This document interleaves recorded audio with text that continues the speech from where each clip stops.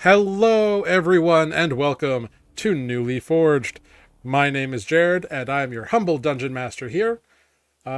We are doing a special little thing these days while our various crew members, castmates, are off traveling the world and seeing their loved ones. We are doing a little module called the Tomb of Kelinar, which is a 5e compatible module that I have been writing for a while, and so we're doing a little playtest. So it will be coming to you soon on some form of internet marketplace, TBD. But yeah, with me are two of my glorious players here. They're still not misfits; they're something else. Right It's now, something else, they're all right. Ives Got It has resubscribed. Ives Got It. Thank you. Our second baby is almost here, and we still don't have a name. It's true.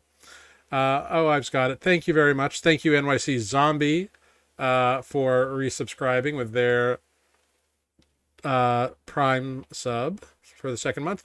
And thank you to the Rawlest for following us 7 days ago. So they followed us last week. So thank you for that.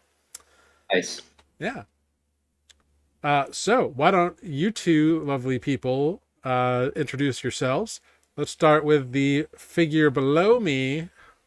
We got Mike. That's me. I'm Mike. I play today for this campaign. I'm playing Vivian Helen Veronica Rogers, ex-city guard. Yeah.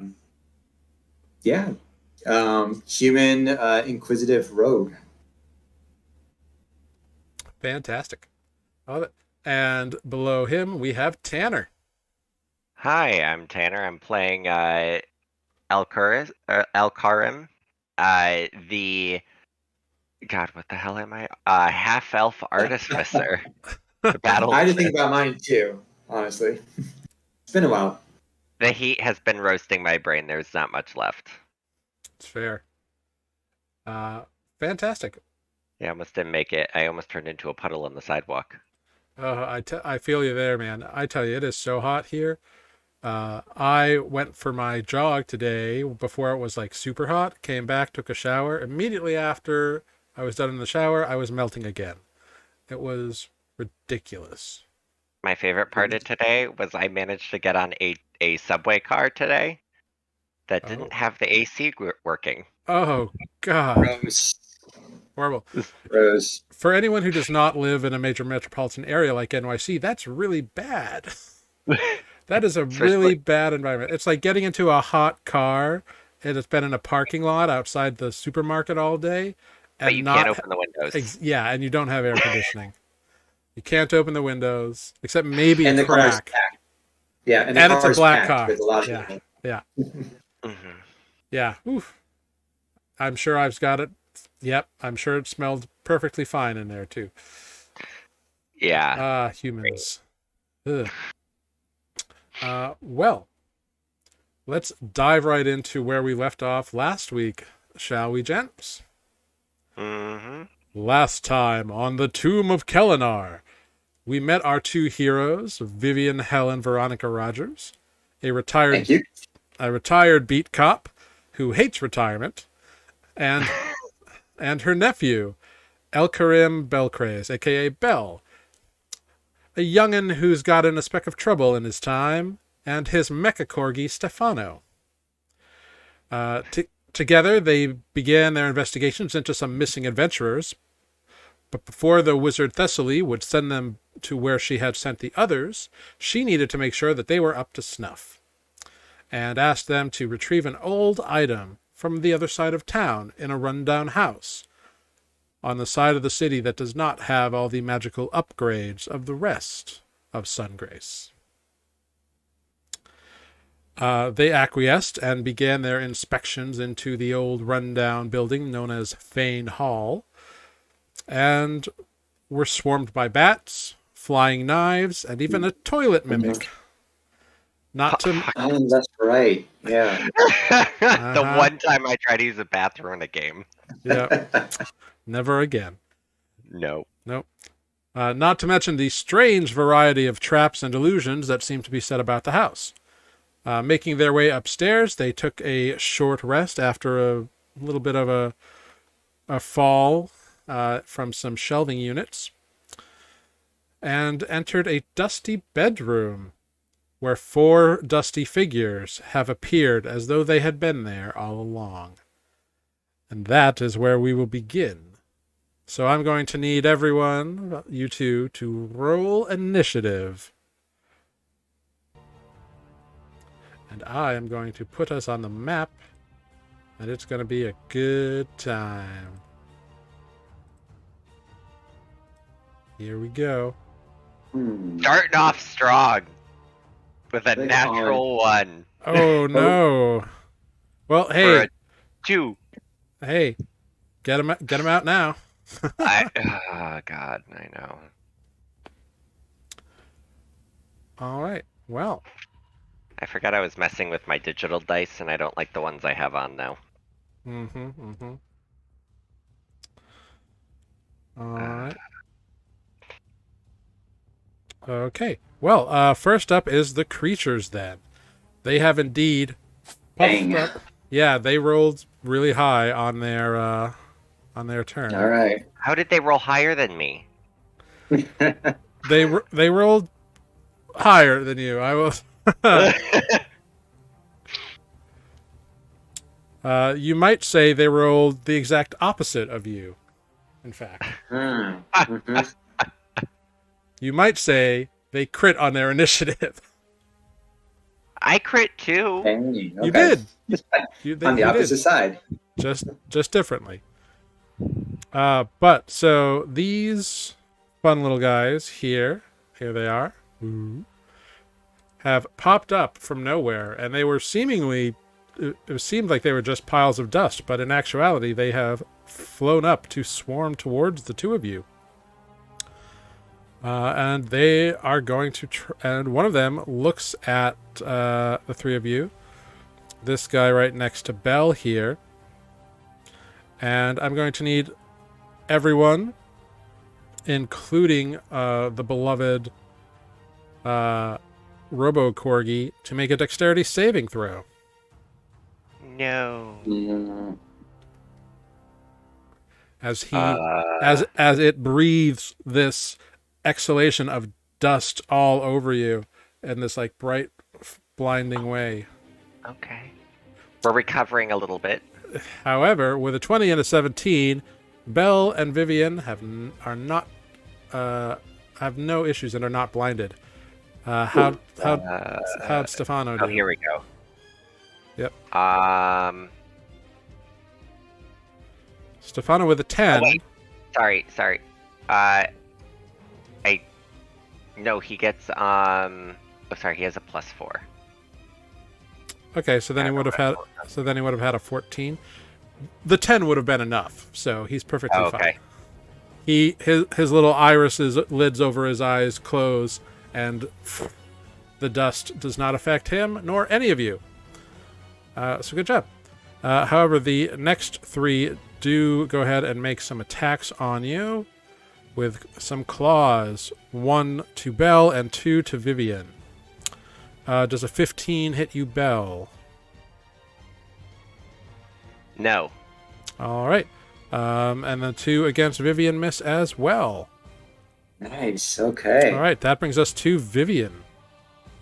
All right. I am going to attack. Let's just do this one down here below me. Yeah, go for it. Just a moment. I'm going to do first my insightful fighting as a bonus. Actually, no, I don't need to, because I always forget. Because Bel is right near me, I'll have advantage on this one. No, you don't have advantage on it, but you would get your sneak attack if you hit. That's it. Sneak attack. Yes, that's what I meant. Yeah. So I will attack with my rapier. 15 to hit. 15 will absolutely hit. Go ahead, roll damage plus sneak attack. So damage and... Woo! Yeah. Okay. So So 22. yeah, so you take your rapier and jab it through the head of this thing, and these things look much like that smoke thing that you fought downstairs. So you're kind of aware of how these things work, and you stab it where you think any kind of crazy organs would be. However, it explodes as you stab through it, bursting the dust that held it that was its body into obfuscation. And I need Bel and Vivian to make Constitution saving throws Ooh, okay. as the creature explodes in a burst of dust. Yes. All right. We good. 19. Wonderful. You are not blinded, so that's fantastic. And it is dead. So good job. That brings us then to Bel. All right. I'm going to swing at this one All right, go for it. with one of the $17 in dice I just bought. 23 That will hit. Go ahead, deal that damage. for 13 magical slashing damage. All right. Yeah. Wow. Yeah, I that can hurt actually it. roll damage this time. I'm gonna swing again Go for it. for a natural 20 Yeah. Oh, yeah. Nice. Yeah. Do it. for 16. Yeah. You Mad slice slashing. it through the air and it explodes as you crit through this thing, cleanly slicing it in half. And it's like one of those animes where the sword slices through and then, phew, except instead of blood and guts, it's dust and dust and dust and dust. And I need Bel and Stefano to make Constitution saving throws Oh no. as the dust bursts forth from inside it in an explosive array. Natural 20. Hey! Wow, you're full of them today, Bel. That's pretty bad. Next one's gonna be a nat 1. It's all about balance, baby.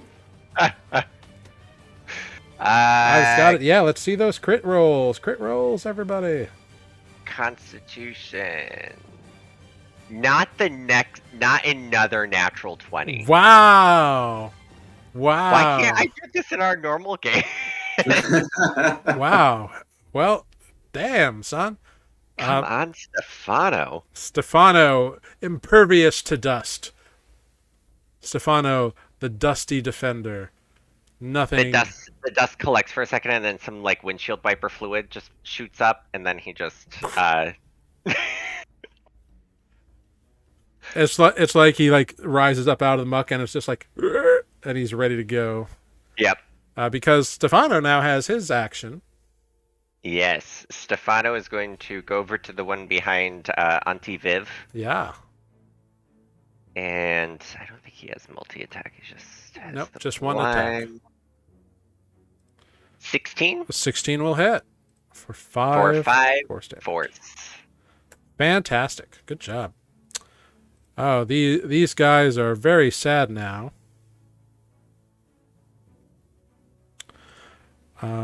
Cool. Wow.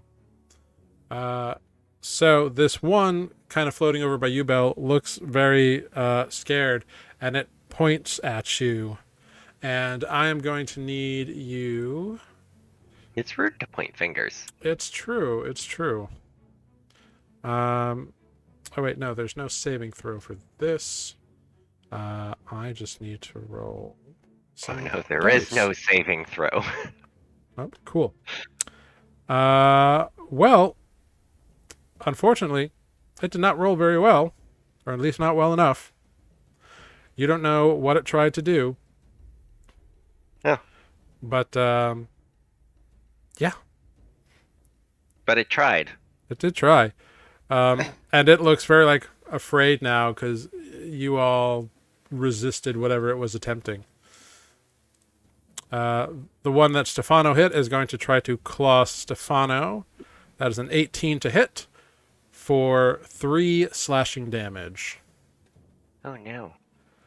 Vivian. You said 3 I'm- slashing? Correct. Okay. Yep, so I'm attacking this one right here. Next to Stefano. Rapier. A 15 to hit That will hit. for 11. Mm-hmm. An 8, 19. Yeah, that is enough. And I'm going to need both you and Stefano to make Constitution saving throws as you pierce it through its head, and its head like explodes, and then the body explodes, and then like the little legs explode, and just like a series of like dust bursts go. Poof, poof, poof, poof. But neither of you are affected by the dust. That brings us to Bel. Bella's gonna pull his goggles down, Uh getting tired of this dust. And then he's going to swing at this one. Go for it. Absolutely.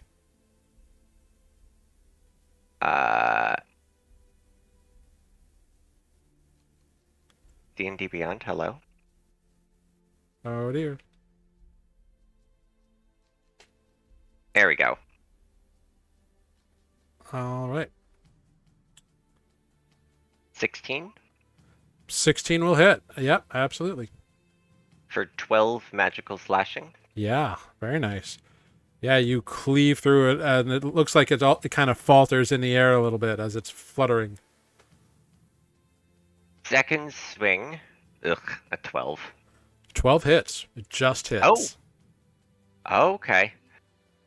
Bella's just gonna swing at it one more time and say, just join your friends and explode. For another 8. And indeed, it explodes, and you need to make a con save. As I you almost rolled on Stefano's page. as you poke it, and your pullback makes it explode in your direction. 8. You have been blinded.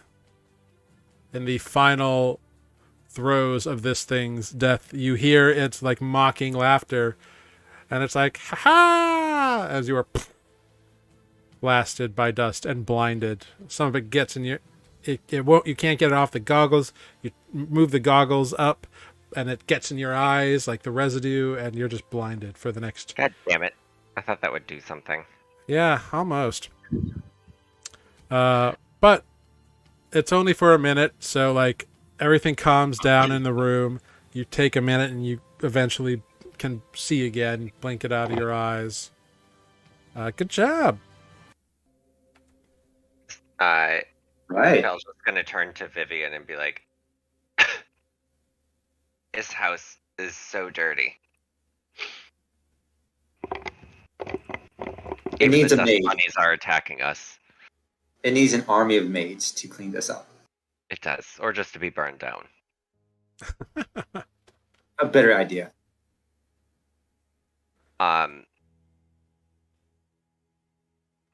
Did we look around this room? I forget if we did or didn't. No, Or as soon as you entered, these dust creatures popped up. Okay. Why don't we take a Let's explore. look around? Yes. Yeah, go ahead, make a couple of investigation checks.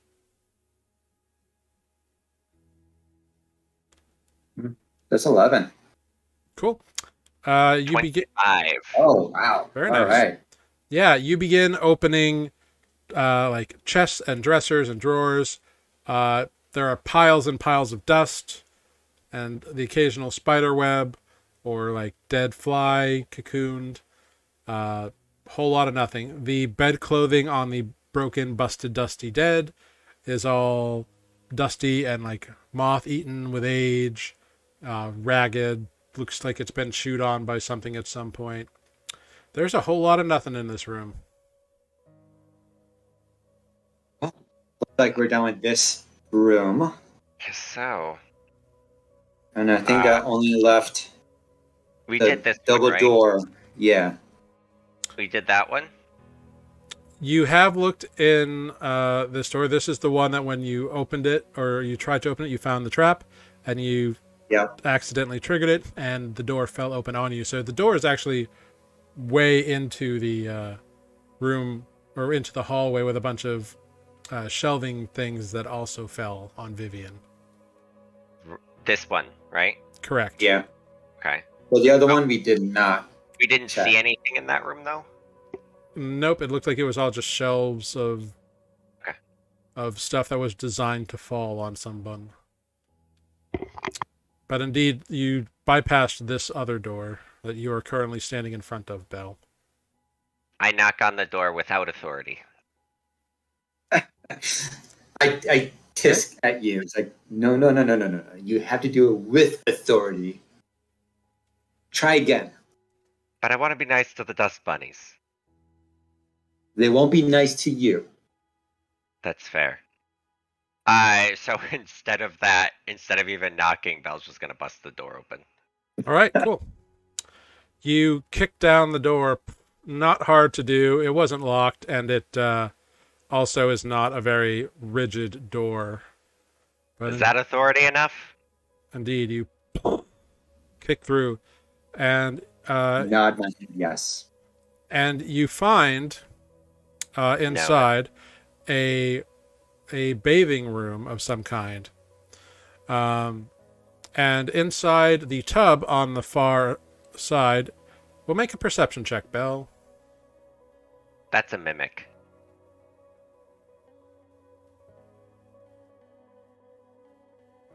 That is a 2. Sitting in some water in a partially full tub, you see like a suit of armor. No. I'm just gonna walk away. What are we looking for here again? Are you gonna close the door? Or are you gonna leave it open? Oh, I'll pull the door back up and close it. Okay. You pull it back into place. It's a little janky, but yeah. And then on the hinges, I just mend them really quick. Yeah. Sounds good. Very cool. Yep. So you are looking for you're looking for like a regular brass key of worth is what it was called. I'm gonna have Stefano walk up to the door Uh-huh. and put his little corgi ear to the door and have him perceptify the room. Okay, great. He Because somehow he has a +6. can make a perception check. God damn it. A 10. He looks back at you and kind of goes, Gotta get Vivian? that guy that dog a voice box. Mm-hmm. There is also like the other set of stairs that you didn't come up. We'll get there eventually. Auntie Viv, Yes, dear. are we breaking this door down too? Or are we opening it? Or knocking with authority? Double set of doors like this requires a second set of perceptifying. And I too will perceptify this with a nat 20. You look upon this door and you give a listen and you don't hear anything.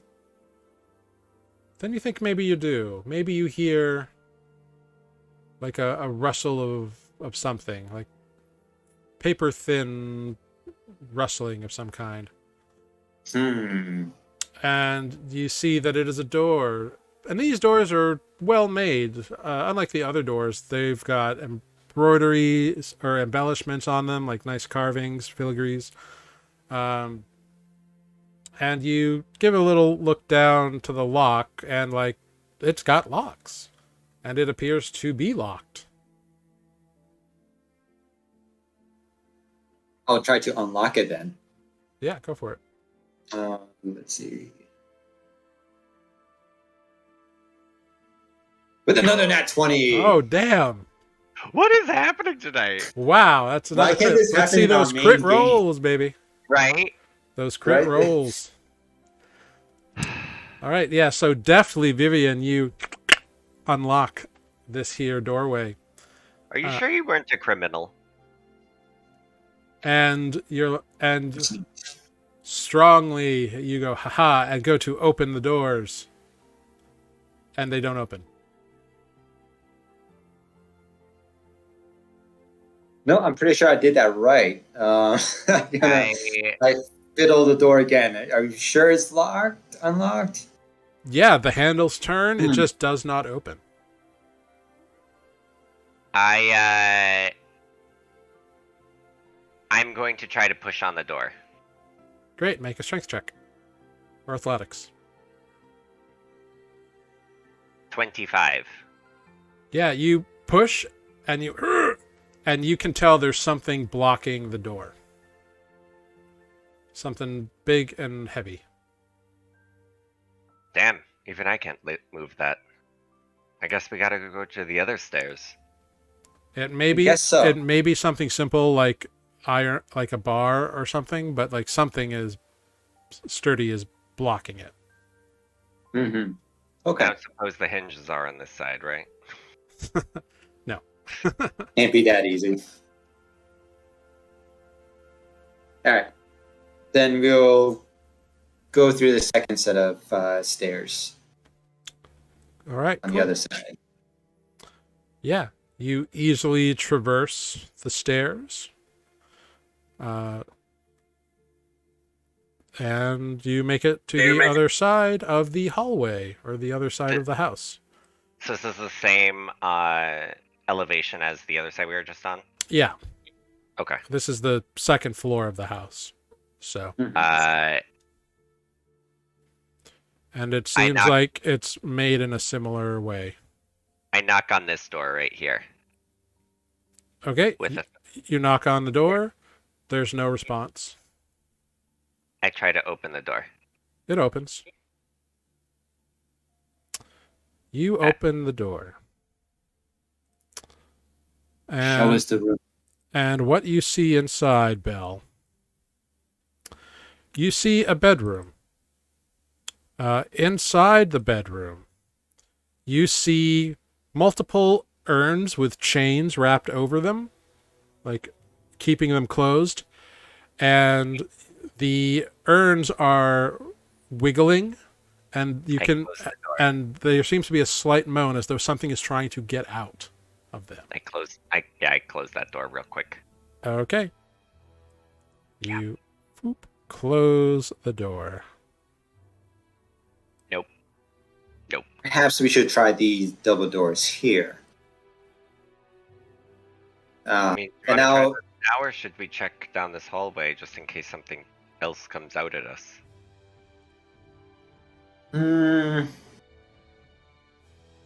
No. Let's not waste time here anymore.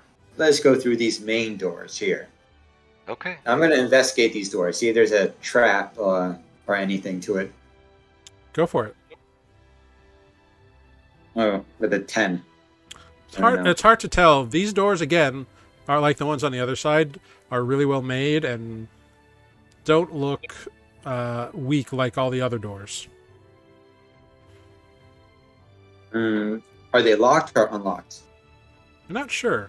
Well, with a nat 20 from the last time, yeah, you'd know that they're locked. All right. I'll try to unlock them with my Thieves' Toolkit. Yeah, go for it. Almost another nat 20. 26. Yeah, a 26 will open them up. And you hear an unlock. All right.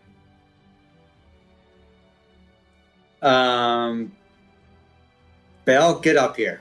We're going to kick this door down together. Stefano, kick that door down. I kick it with Stefano. Yeah, Stefano, the doors. Kick the doors down. Yeah, the doors kick in, and you see a room inside. Yeah, let's just get these out of the way. You Is see? it dark still? Yep. Alright, hold on. I think I have a thing. What's your thing? I pull a little like bolt out of my pocket Uh-huh. and I use magical tinkering on it, and I imbue it with a 5-foot radius of light.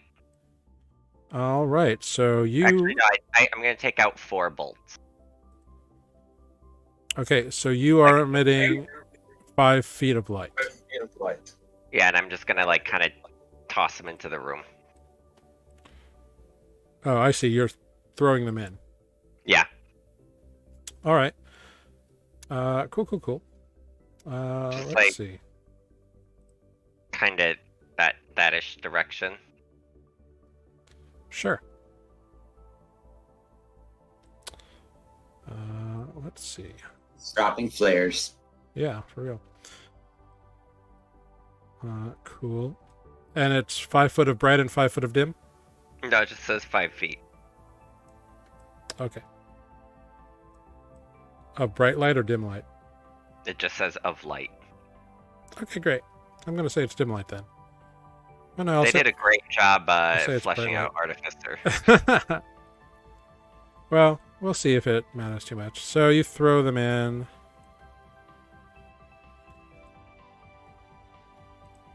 Now what you see is a room that appears to be some kind of either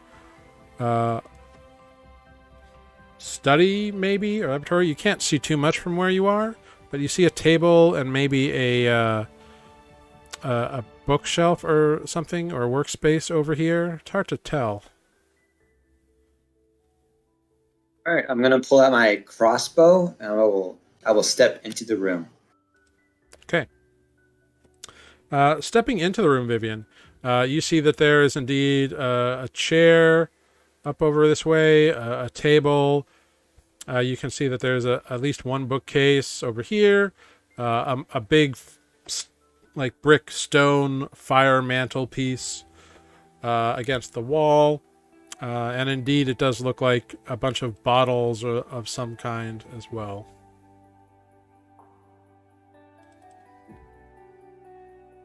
Kind of walk into this room a little bit more to the other side. Yeah, so you walk in, and as soon as you get in front of the fireplace, it begins to emit smoke very quickly. And soon the entire room is filled with a cloud of smoke that you cannot see through. I need everyone to roll initiative. So you are currently blinded. Natural 20. Nice! What the hell? Fantastic. Everything's coming up Millhouse. Mike, this is never gonna happen again. No, never, man. Enjoy it.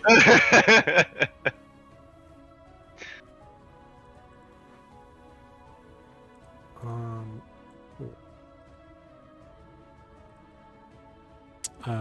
Fantastique.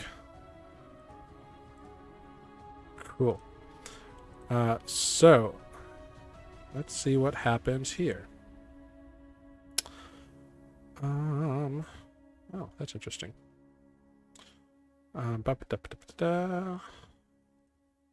Sorry, just a moment. Yep. Take your time.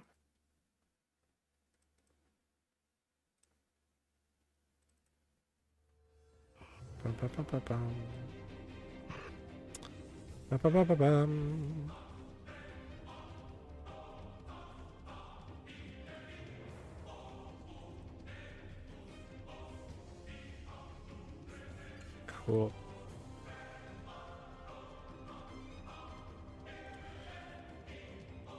All right.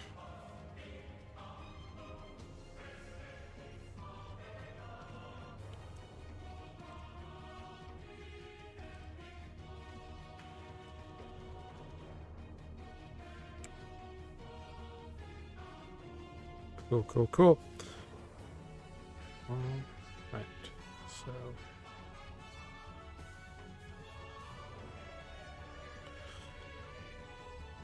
So the first thing that happens is, as you are blinded in this smoke cloud, you hear fluttering begin to flutter, begin to swirl about the room. And in doing so, Vivian and Bel, you are attacked by something biting you. Because you cannot see, they have advantage. Shield. Okay. A 23, I think, beats your shield. A little bit. Yeah. And so does it. And so does a 22. Close. Yes. All right. Then you take 5 little points of piercing damage and another 7 little points of piercing damage as you feel your body being bit into by very small, sharp teeth. Vivian, a 14, I believe, misses you, but I believe an 18 hits you. Correct. Yep. So you take 5 points of piercing damage. All right. I'll use uncanny dodge. I believe you have to be able to see an attack to use uncanny dodge. And because of the heavy obfuscation of this area, you are currently considered blinded. Correct. Yes. So unfortunately, no dice. So Vivian, that does then bring us to your turn. My turn. I thought. I got it. Didn't Bell get the higher initiative? Oh, it didn't change it for some reason. It still had you at a 2. Let me update that. You have a 21. A little bit of a difference. Okay, cool. Indeed. So then, indeed, Belle, it is your turn. Alright. Would I have gathered anything of this room before we went blind? Like if there's yeah. any windows? Yeah, much like the rest of the house, the windows are mostly boarded up. You're not sure exactly where you are in relation to one of them. But you saw that as soon as your aunt crossed in front of the fireplace, it began to smoke and issue forth this black cloud that you cannot see through. And it has filled the room almost immediately. Right.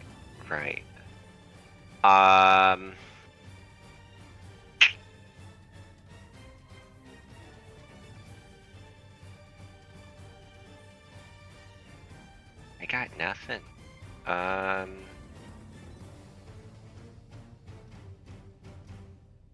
I'm going to move over to the fireplace. Okay, roll a d8 for me. Because again, you're blinded and can't see anything.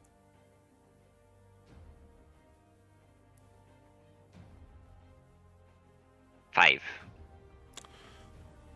Okay, 1, 2, 3, 4, 5. Okay, so you begin moving in a direction until you feel something hit your hip. And you go, ow, and you hit a wall. You also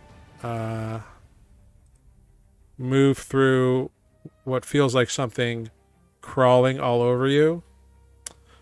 Natural 20 and a 23. Damn, they do not like you.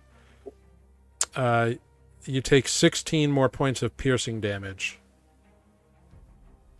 Ouch. Yeah, but you have burst out of whatever crazy cloud of teeth was around you. I would like to start feeling around to see if what he feels. Yeah, make a perception check.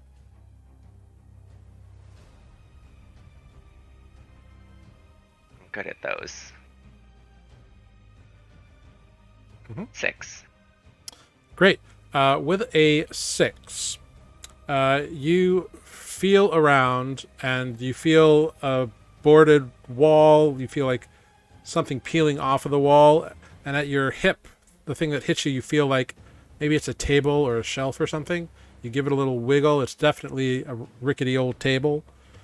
You seem to be in a corner of a room with a table. Okay. Fuck. Yeah, alright. I'm going to use my last first level spell slot Okay? and use Cure Wounds on myself. All right. Go for it. Artificer, heal thyself. 7. Glorious. All right, that brings us to Vivian. Or no, Stefano. Sorry. Stefano is going to Perceptify around him. Cool. He can... Yeah, he can do that. For 13. Okay. So because he's blinded, like this is him like sniffing and listening. And he hears fluttering of wings that he has heard in his house before.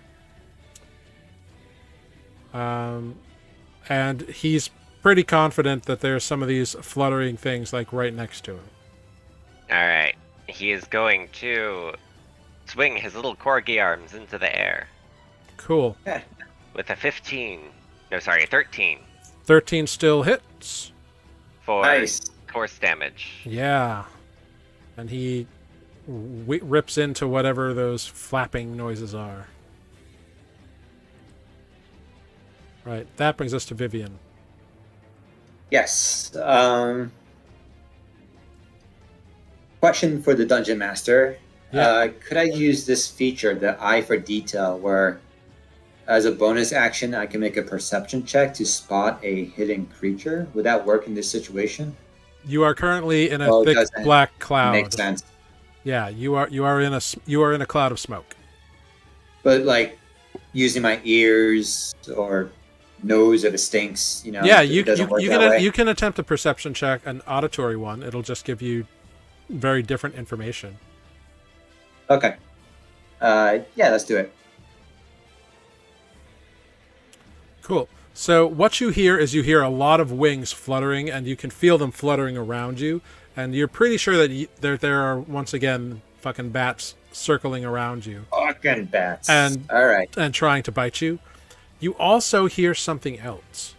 You hear the slight scraping of stone on stone. Don't make that noise. Stone on stone. That's not good. But I do want to take care of these bats first. So I will take my rapier and I swing at them. Yep. A 16 Okay. will hit.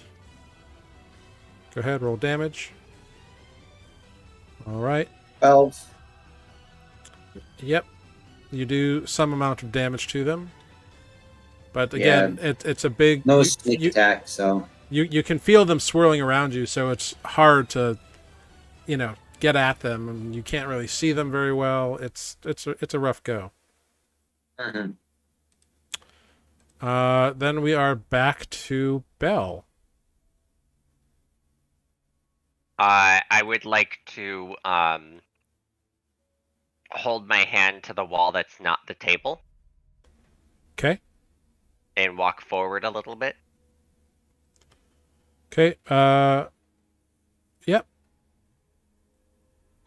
So you slowly begin walking. Does that wall feel any different? You feel what is obviously like a window or pane of glass or something. Or make a dexterity saving throw for me. Oh, that's great. 17. It's definitely a broken window because you can feel it. You feel the glass edge, but you don't manage to. You manage not to cut yourself.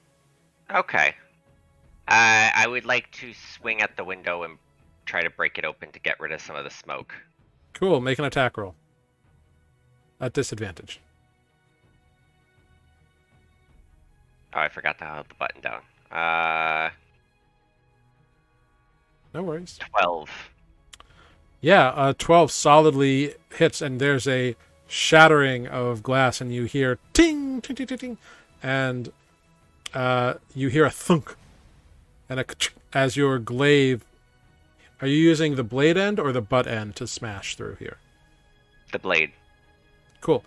Then you hear a thunk, a chunk, as your glaive sticks into wood. And No. you realize, oh yeah, all the windows are boarded up. I would like to swing again. Yep, go for Try it. to break open that wood. Yep. Oh, go ahead and roll damage as well, because you didn't Oh. roll damage. 14. Nice. Okay, cool. Yeah, so you definitely hear and you can feel a slight bit of air sneak past you. So it probably won't take much more to... 14? Yeah. Well, you slash into the window again. For another 13 damage. Yeah, it is... These boards are broken apart and you hear the sound of breaking wood. And you see smoke, or well, you don't see smoke, but you can feel the smoke as the air pressure is changing, and it is hopefully draining out of there. Yeah. So good job. Anything else? I will continue to kind of like guide myself along the wall a little further. Okay, cool. You do so. Next up, we have Vivian. Oh wait, no, Stefano. Oh, right, Stefano, sorry. Stefano claws Yep. at the bats. Yep, go ahead, make attack disadvantage. Fuck. Unfortunately, a 9 will miss, but that was Nice damage. another almost Right. potential 20. Oh, Poor It's blinded just easy, Stefano. You know. Yeah. Okay, now we go to Vivian. same thing. Rapier attack. 18. to hit 18 will hit. Go ahead, deal some damage. for 12 points of damage. All right, good job. You definitely hear some more screeching and squeaking. The bats now go ahead, and the two of them are going to make some bites at Vivian. They still have advantage because you're blinded. Can't see them, but they can see you. You take... Ooh, that's a natural 20 on one of them. You take a total of 11 piercing damage. And then two of them are going to swarm Stefano. That's a 20 and a 19. Both, I believe, hit for 8 piercing damage in total. And that brings us to Bel. All right. Bel, go ahead and make a perception check for me. Perceptify. 17. Cool. So you're listening and you are hearing the beating of wings and all this stuff. But what you feel is movement of air like over you, and it feels like heavy mist or something is rolling back behind you. What do you want to do? Not trust you. Okay. I'm going to kind of listen for the screeching. Mm-hmm. Do you want me to make another perception check? Sure, you can do that.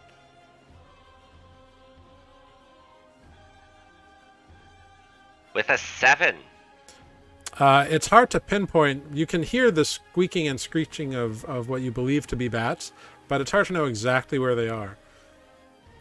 Essentially, you'll be making an attack at disadvantage. Yeah. If you want to try to swing at something. I just don't want to hit Stefano.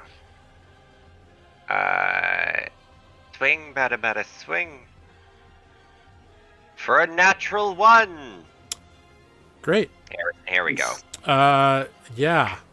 You strike through out into the darkness, and you hear your glaive hit metal as you deal 3 points of damage to Stefano. I'm sorry. Oh, he didn't deserve that. Poor Robo-Porg. I know. Uh, Swing again. go for 16. it. Well, 13. Oh, sorry, 13. A 13, you kind of readjust after realizing that you probably aimed a little low and go up a little higher, and you hear some squeaking and squittering. Go ahead, roll damage. 11 magical slashing. Great. Yeah, you slice, and you feel some resistance in the air, and you're pretty sure you've sliced through some bats. Woohoo! And then it is Stefano's turn. He can tell that the bats are now swarming about him, and he feels sad that he got poked by something sharp. I know. Poor baby. But he's gonna take it out on the bats. Of course. Oh, shit. Go Stefano. Yeah. 17 for 9. Yeah, a solid hit. He takes out a bunch of bats in one blind, furious rage. You see, like, his eyes go red, and so through the smoke you just see, like, these red dots. Mm-hmm. Kill mode. So, what happens next on the initiative count of 20 is the smoke clears from the room. It pours out the broken window and finishes up being smoky in here. And you blink your eyes and you see a few things. Indeed, Auntie Viv is indeed swarmed by bats, as is Stefano.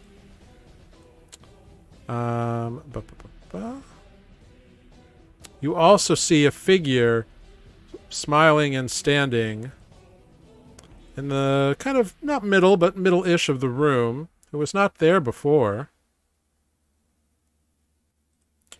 In quite fine attire, long black flowing hair, pale skin, red eyes. You see this individual. A vampire. You see this individual. He looks like a vampire. And he is smiling, looking at you, Vivian, as these bats swirl around you. The next thing that happens, as he's looking at you, Vivian,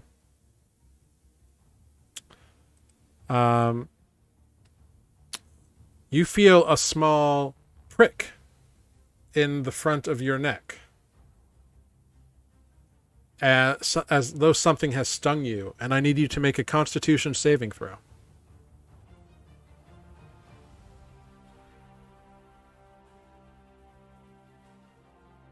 Seven. Okay. You are now poisoned, as you feel poison rushing through your veins. And you see a creature which you have not seen yet in this house. You see fluttering over the shoulder of this individual a small creature with a little bow in its hand.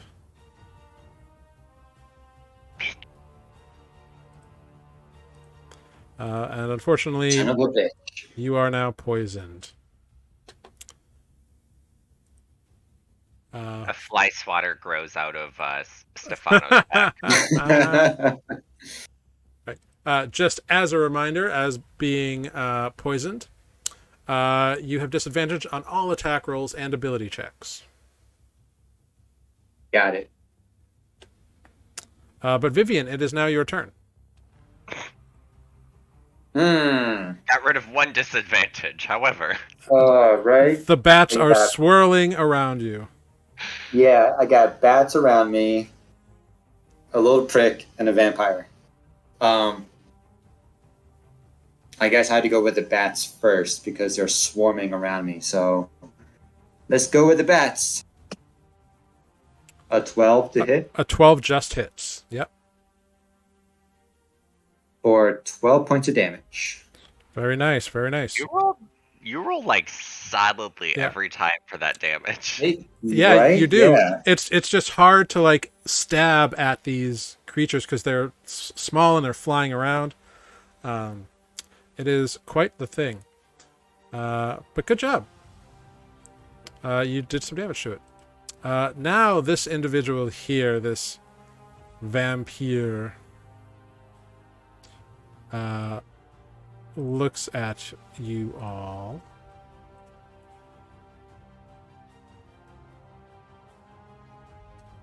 And he's like, "Welcome to my home. It seems you have come uninvited and been causing quite a stir. What is it you want? You know what? I don't care. It's obvious that you should not be here."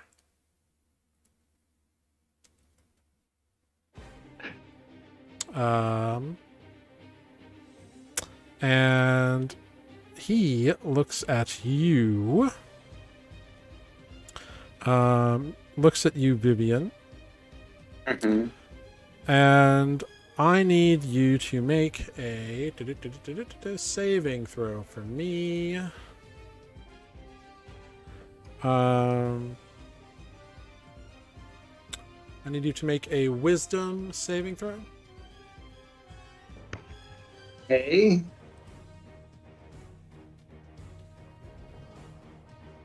Dirty 20. All right. Very nice. Yeah, he looks at you and he says, "You should go home and never return." And for a minute, you just kind of blink at him, and then you're like, "What? No, I've got shit to do. Fuck off." He's trying to seduce Vivian. Yeah. Oh, no. I've seen men like him before. I know his type. Can't. Nope. Not Vivian. Make sure you cover your drink. Fair enough. The bats are going to attempt to bite Vivian. They no longer have advantage, which is good. So the 12 will miss. And the 7 will miss as well. And the one biting Stefano will miss with the first attack. And with the second. Wow. In fact, a couple of bats fly into one another in that other. It seems like some of the bats flying around Stefano fly into one another and go and kind of fall unconscious, like they knocked into one another. Something got wrong with their echolocation. That's adorable. Yeah. They rolled an at one. Bel, that brings us to you. You now see all of this going on. We gotta get rid of the bats.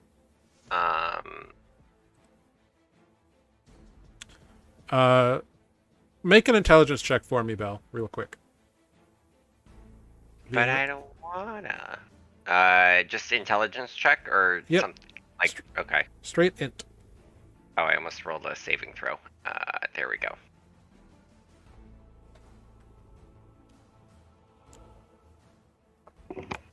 Cool.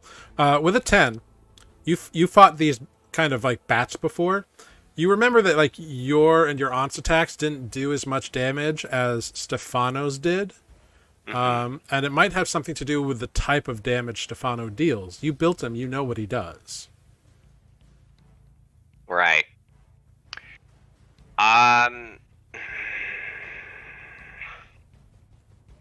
So you think like maybe weapon attacks, well, will hurt them, but won't do as much damage as like other sorts of damage. Right.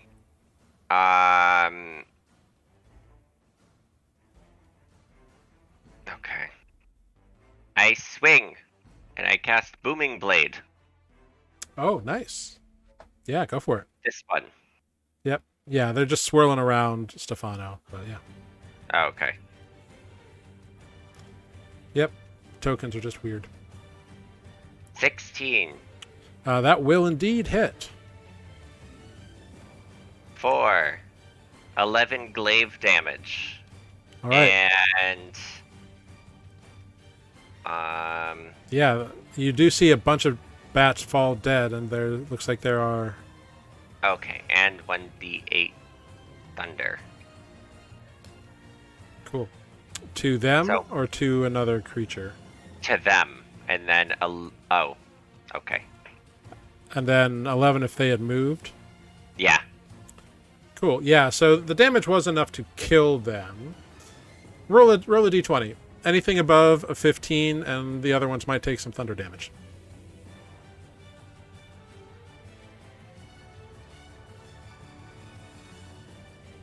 And there it is, another natural 20. God damn, you are like on fire. Sometimes. Let's see those crit rolls, everybody. Crit rolls. Thanks, I've got it. Thanks, NYC. Yeah. Yeah. I'll give you 5 fun. I'll give you that other one takes the 5 thunder damage. How about that? Sure. Boom. Yeah. Crackling through the space. They shared the same space. Makes sense to me. Very, very well done. Thank you. Next up, the little guy aims a little short bow at Corgo. All right, The sorry. corgi goes right Yeah. after me. That's right. Stefano's turn. Stefano swings Yeah, with his little paws. go for it. God, I forget. I can't do his stuff from my character sheet, and I keep tabbing between the two. God damn. Ooh, good roll. 19 will hit Almost a 10 for force 10 damage. force damage. Yeah. Stefano, now that he can see them, Stefano. tears into these bats, and there's only a few more flying around him. Stefano's not happy. Yeah. Well, unfortunately, Stefano is then struck by a tiny little arrow. Ting! Aww. It's actually a natural 20. Damn. So he will take 2 points of piercing damage. Oh my. And I need a Constitution saving throw from Stefano.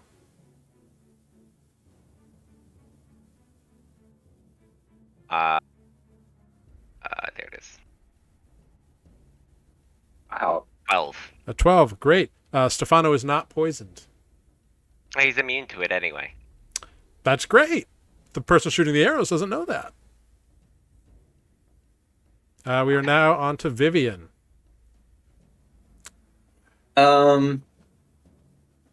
Let me do this. The insightful fighting as a bonus action. Make an insight check against the bats. Sure.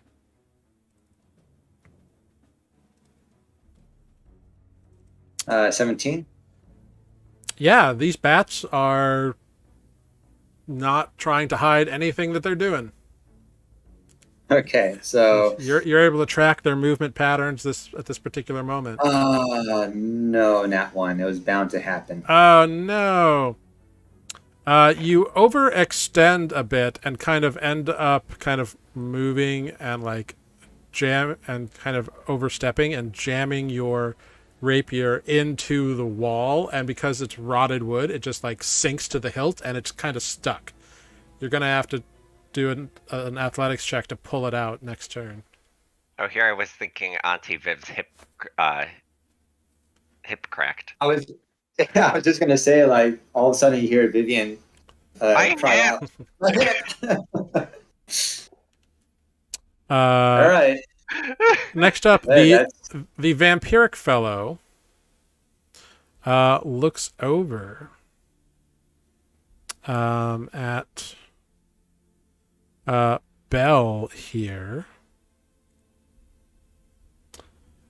and I need Bel to make a wisdom saving throw as he looks at you and he says, You really should stop what you're doing. You have no idea.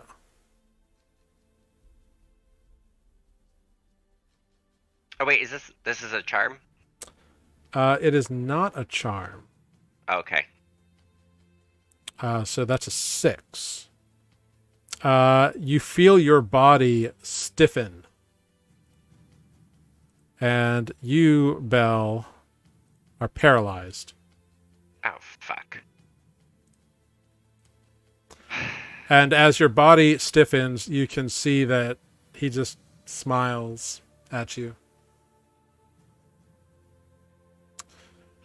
Next up, we've got some bats. They're going to go after Vivian. The first one misses with a 6. The second one, with a 23, will deal 2 points of piercing damage to Vivian. And the final one around Stefano, a 17 will hit for 2 piercing damage. And that brings us to Bel. At the end of your turn, Bel, you can make another wisdom saving throw. Because you are paralyzed. Bel just says, I haven't been this stiff in a long time. And then saving throw. That's what you think you say, but what it sounds like is... 5. Oh, no! Even worse than my first one. You remain petrified of this... of whatever hold this creature has upon you. Sounds about right. Our little pinger is going to attempt another shot at Stefano. What did you just call him? He's our little pinger. Ping, ping. But with a natural 1, we'll miss entirely. And his little bow breaks, and he's like, oh. But you see he draws a little tiny longsword that looks like a needle. Adorable. Vivian, it is your turn. So strength check to pull my rapier out. Yes. Athletics check if you want, yeah. Athletics. Yeah. 7. Oh, you heave, but it's not quite enough. It's jiggling, but it's not quite enough. If you want to use your action, you can try again. I'll try again, because that's all I can do. All right. Oh, no. 31. Maybe the tip got stuck in like a piece of timber, like a brace that's actually like still pretty good, but oh man, it's stuck in there. Oh no. All right, the vampiric fellow lifts his hand and points towards Stefano. And you see 3 red bursts of energy burst out from his hand towards Stefano. A 17, I believe, hit Stefano. Yeah. For 16 psychic damage. Damn. Can he even take psychic damage? He's a robot. Is he immune to it? No, I guess not. Then he can take it. What does it hurt? His motherboard? Yeah, it fries something in there. It doesn't make sense, but sure, he's unconscious. Okay, so Stefano, poor little corgi, goes bark, or clank actually, because he doesn't bark yet. But he is unconscious and prone upon the ground. Poor little guy. I don't even know what happens to him if he goes unconscious or goes poof. Doesn't say. Yeah, so that was the first one. So the next red blast just shoots towards Vivian with a 9, which is a miss, and then a 13, which is also a miss. I still got some movement in these hips to dodge those. Yeah. But now the true arch nemesis of this battle, the bats, have their turn. These bats are going to swarm around. Since Stefano's on the ground, they're going to swarm around Bel, who is petrified, has advantage on. That's a 17 to hit. Yes. For 4 piercing damage. And then a 21 to hit Vivian for 5 piercing damage. And a 10 will miss. That brings us to Bel. You are still, unfortunately... Bel just starts cursing. Yeah. Yeah. Wisdom saving throw, please. 17. You break free of the paralyzation. You break the hold that was cast upon you. That's the end of your turn, but good job. Well done. Well done indeed. Cool. You all watch as the little winged fellow disappears. Yeah, you better run. Yeah.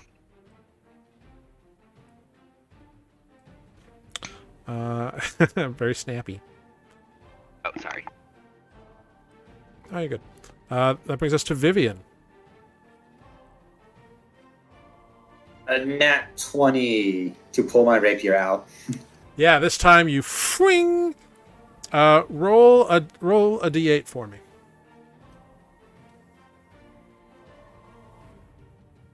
Nat 1. Cool. And pulling it out, you take out 1 bat. Oh, cool. All right, I'll take that. Yeah, just right with the tip. You let it scrape across its belly, and it goes, "Ugh," and flops to the ground dead. But I love it. But you have your sword free now, Vivian. Means I can attack? Let's attack. Oh well, 20. it would have been the 13, but that was still enough to pull. So yeah, go for it. A 12 is just enough to hit. Nice. Yeah. 13. Yeah, you get it. And I'm sorry. Because I had used my what's it called? Insightful fighting. Do I get my 3d6? Because I can use my. I would. I mean, yeah, but you killed them anyway. You killed essentially okay. one group. It doesn't spread to this other group here. No. All right. Get magic. Cool. The vampiric fellow looks towards Bel once again and says, "No, you really should stay quite still, my friend. And I need a wisdom saving throw from Bel."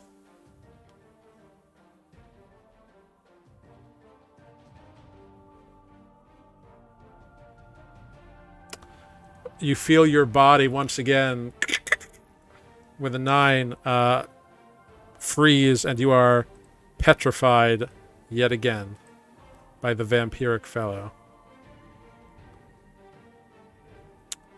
Next up, we got some bats. At advantage on poor Bel with a 22 for 4 points of damage. And against Vivian, that's a 14, which is a miss. Yes. Bel, it is your turn. At the end of your turn, you can make a wisdom saving throw.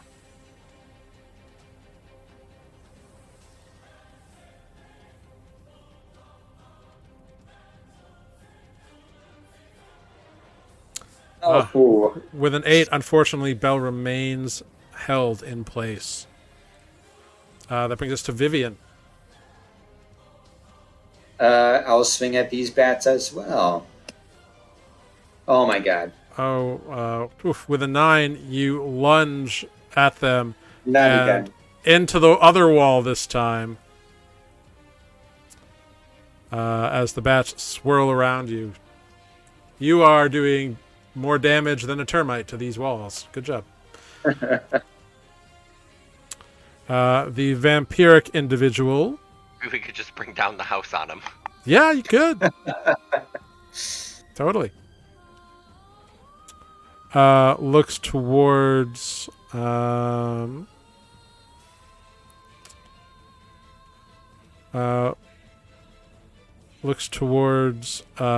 Vivian and says, I really am quite sorry about this, but this cannot be allowed.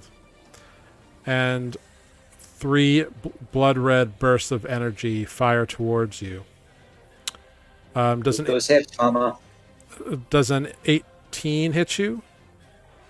Yeah, that hits. You take 23 psychic damage. I am down. Okay, you fall unconscious and prone on the ground.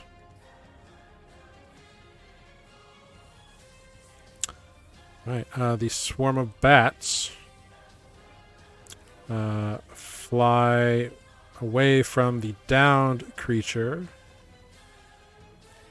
and head over towards Bel, who is standing there like a tasty snack. They Always a snack. Does a 14 hit you? No. Wonderful. Then you take only 4 points of piercing damage from the bats as they swarm about you. And Bel, it is your turn.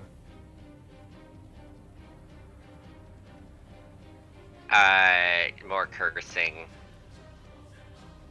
Natural 20. You bust out. Yes. Well done. Nat 20. Good job.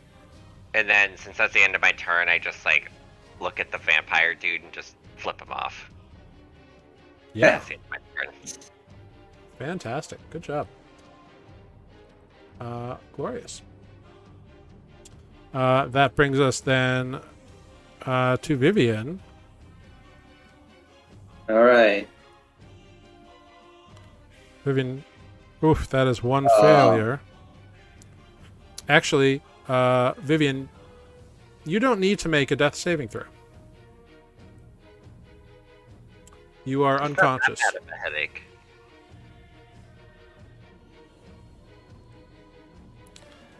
Okay.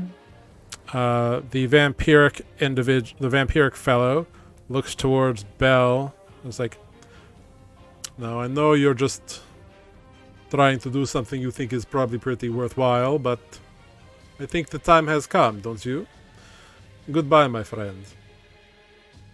And he raises a hand towards you, and a blood red burst of energy shoots forth from his hand with a natural 20. That misses. For 36 psychic damage. That's 30 more than I had. Oh no. So you too fall unconscious. Thanks for watching, everyone. Right? Well, don't get too excited yet. Because we'll see what happens as you both fade into unconsciousness when we come back from break. So we come back next week. So we will be right back after a short little 5-minute break. Thank you for sticking around, everyone. You've been rolling a lot of nat 20s, everybody. So good job. We'll be right back in just about we'll be back in 5 minutes. That's what we're going to do. We're going to do 5 minutes. So we'll be right back. Don't go anywhere.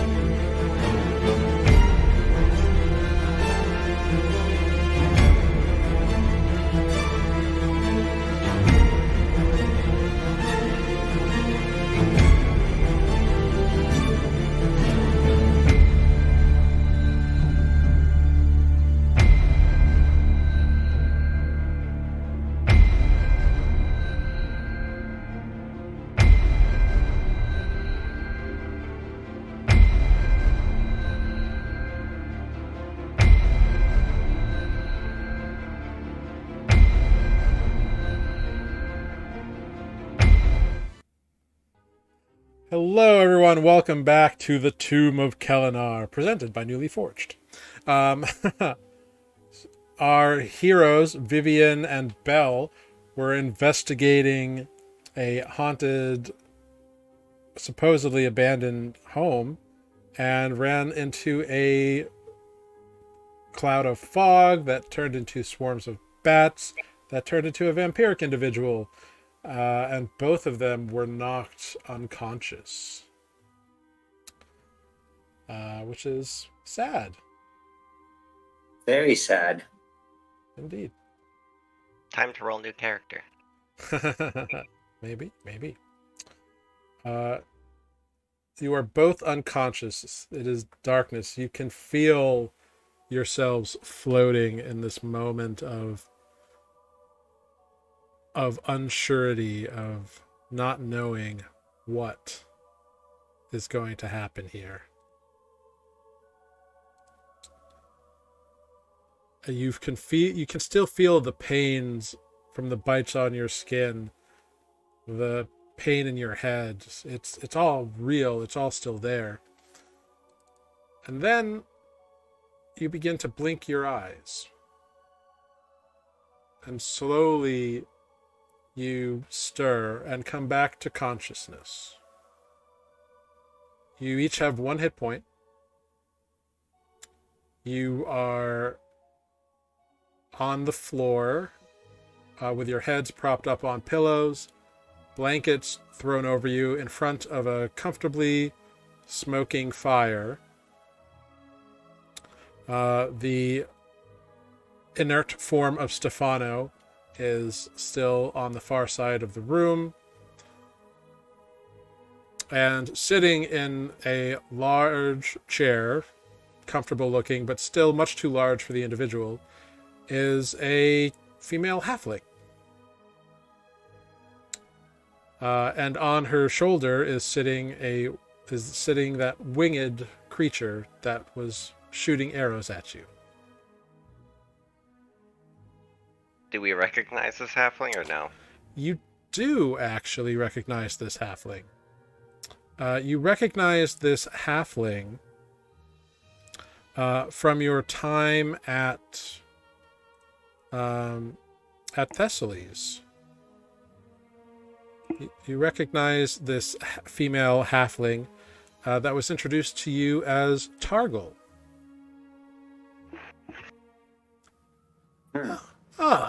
Good. You're awake. I do trust you're feeling better.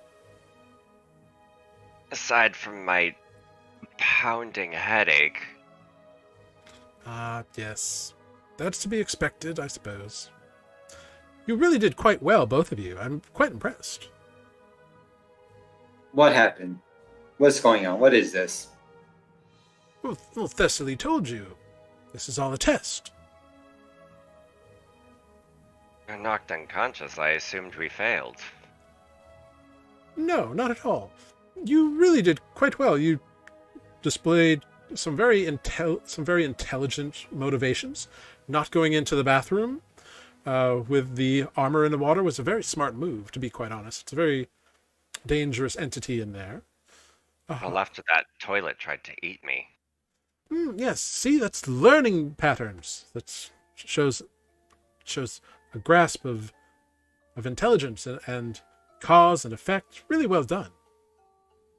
The fact that you began searching for tripwires after the first flash bomb, wisely leaving the basements. That's just a big rat's nest, honestly. I don't go down there. You all really did quite well. Thank you, I guess. Of course. Though it's very dusty in there, I do feel you should hire a maid. Some of the dust bunnies are a bit aggressive. Oh, well, yes. Yes. But I only own a small portion of access to this building, so I can't really... It's not really worth it to do all that, but it's useful for this matter. So that's been good. But I do hope that there's no hard feelings about all this. You were never in any real danger of dying. We certainly don't want that. That It did hurt. fellow's your friend or acquaintance? Oh, Thessaly? No, the one that hit us with those red things that hurt my head. Oh, no, I wouldn't say he's a friend. Although, I suppose I do know him quite well. But don't worry, you have nothing to fear from him. Alright, so mind explaining what we're doing down here? Oh, recuperating, of course. Okay. You've been out for 2 And hours, you know. I would love to be out for 8 more. Oh, I would really think you should do that before you go check in with Thessaly again. Where are we? Oh, we're still in Fane Hall. Unfortunately, I'm sorry, I don't really know how to repair your automaton. That's fine, I need like an hour with him. Ah, excellent, good. Well, I do appreciate your work here. I think you could really measure up and do some damage to whatever happened in that place that Thessaly is sending people to. So I think you have what it takes. I really do. I hope so, as long as there's no bats or toilets that try to eat me. Well, I can't guarantee that. I don't know what's in there, but I do think you both deserve this. And she produces a brass key to you both. Oh, so it wasn't even in the house. Oh no, it was. Oh. Alright. My friend had it. You see. Figures. So do we lay down now? Well, if you want to sleep here, you're more than welcome to. It's a bit dusty, and I provided you what I could on a short notice. I'm not really a conjurer. My skills lie elsewhere, but you are welcome, of course, to sleep here. Auntie Viv, you want to sleep here or do you want to go up? I assume up. Oh, well, you're probably still quite hurt. Sorry, I forget Yeah. these things sometimes. At my age, Fade, dear, would you be so kind as to get the box on the shelf? And the little winged thing looks at her and goes, yeah, sure, love. No problem at all. And he flitters over to a shelf, pulls a box from seemingly nowhere, and comes back and gives it to her. And it's a small little box. It's big in his hands because he's like a foot tall. But she opens it up and produces 2 vials from it of a red liquid. Here you go. And passes one to each of you. Those should help you feel a little bit better. Thanks. I uncork and sniff it. It smells sweet like a red berry drink. I uncork mine and just take it like a shot. Great. Roll 4d4 for me.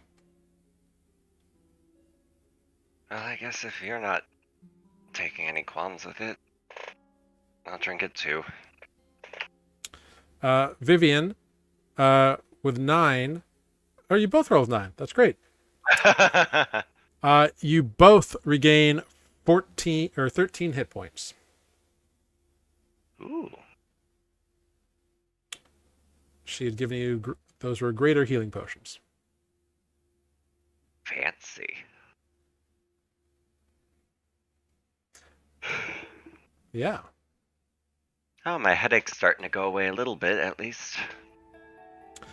Oh, that is good to know. I'm sorry about all the fluff, but we just couldn't send people who wouldn't make smart decisions and couldn't defend themselves into such a potentially dangerous scenario again. We've already let a couple overeager youngsters venture, and, well, we are hoping that you will be able to find it. Well, I'll let Thessaly deal with all the details. But if you feel you are capable of travel, you're welcome to head home. Or you can rest here. The choice is yours, of course. How do you feel? With a groan, Vivian gets up onto her feet. I think I can make it. All right. And Belle's gonna walk over to Stefano and hoist Stefano over his shoulder. Yep. You... your gauntlets of ogre strength definitely making this a possible feat for you. Yep. But yeah, so you've got Stefano over your shoulder. And the halfling woman, Targle, gets up and she walks with you. And kind of just chit-chats on the way out the door. And as you leave, you've got the brass key of worth in your pocket. And she says, "Oh, you all did so well. I would just like to give you one more thing. Fade, dear, would you be so kind as to give each of them 2? Sure, love. No problem. Not at all. Here you go. Hold out your hands now, dears." And yeah, into each of your hands, he drops 2 black and white striped seeds. They're black with like thin white wispy stripes on them. Hey, love. These here, they're soul seeds, and if your friends go down, like you just did, all you got to do, pop one of those in their mouths. No more dying. Stabilize them, you see. Good to know. That could be helpful. Yes. What he gives you are soul seeds, and they pretty much have the same effect as Spare the Dying. Where they put you at 0, and you don't make death saves. So you can. We got 2 each. Correct. Yeah. Okay. You can add that to your inventory, and you are free to return to your dwelling. I assume that. Belle, are you staying with your aunt, or do you have your own? Have you been set up with your own home here? I don't know. I don't know that one. Imagine that she'd be staying with me. Yeah. My little apartment. Keep me out of trouble. Yeah. Mm-hmm. Keep it shooting you. So we follow you back. It is late at night, but Sun Grace, the perpetual splendor of the city, and the divine leadership of the Empress pretty much keeps things mostly safe, so there's not a lot of street crime. And Vivian, you certainly know how to handle yourself and get home safely from anywhere in the city. You make your way back to the Shining Arms District, which is a very eloquent name for a modest neighborhood. But even in Sungrace, a modest neighborhood is pretty nice. You head on up into the building. Why don't you tell us where you live, Vivian? I did not think I had to prepare. Yeah, I know. So tell us what your apartment's like. What it looks like? All right. It's a small apartment. It's 3 rooms. It's my bedroom, and it's a living room and small kitchenette. So Belle, you're sleeping on a pull-out bed, I guess, the couch. There's not much in terms of decoration, except for like a small desk full of like medals and awards for being like an amazing city guard and whatnot. Mm-hmm. There's do pictures exist in this world? Can I have like a small photo frame of like Yeah. My sister and I from a long time ago.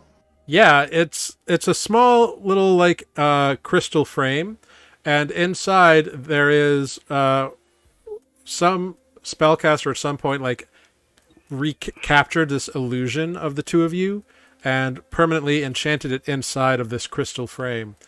So, kind of just floating in this crystal frame are these two images of young women, uh, at least 25 years ago, probably.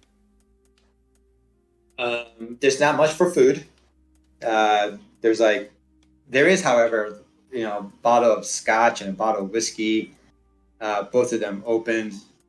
There's some empty containers, to be thrown out into recycling garbage.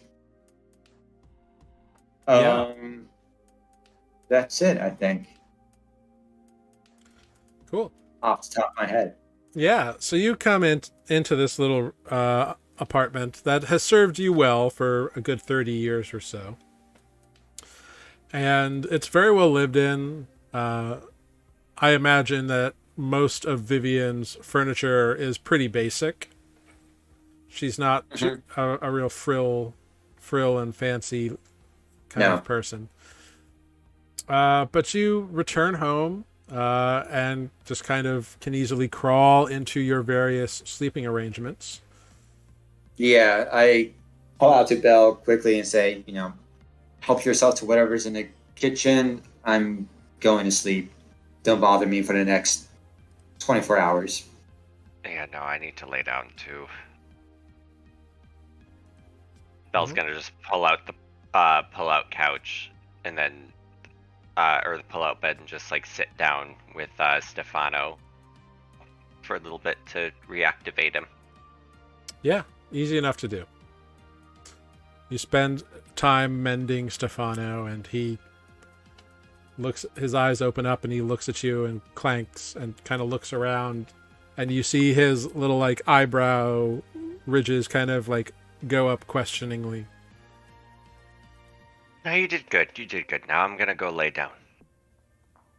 Okay, so you hop up. You go onto the couch. Stefano clanks over and spins around about 6 times before plopping down on the floor next to you. Mhm. And there you go to sleep. Vivian, you go to your room, hop into your bed, and you both get a long rest. Oof. You awaken in the morning. Uh, what do you do in the morning when you awaken? You've got this key of worth, this big solid lead on these missing people.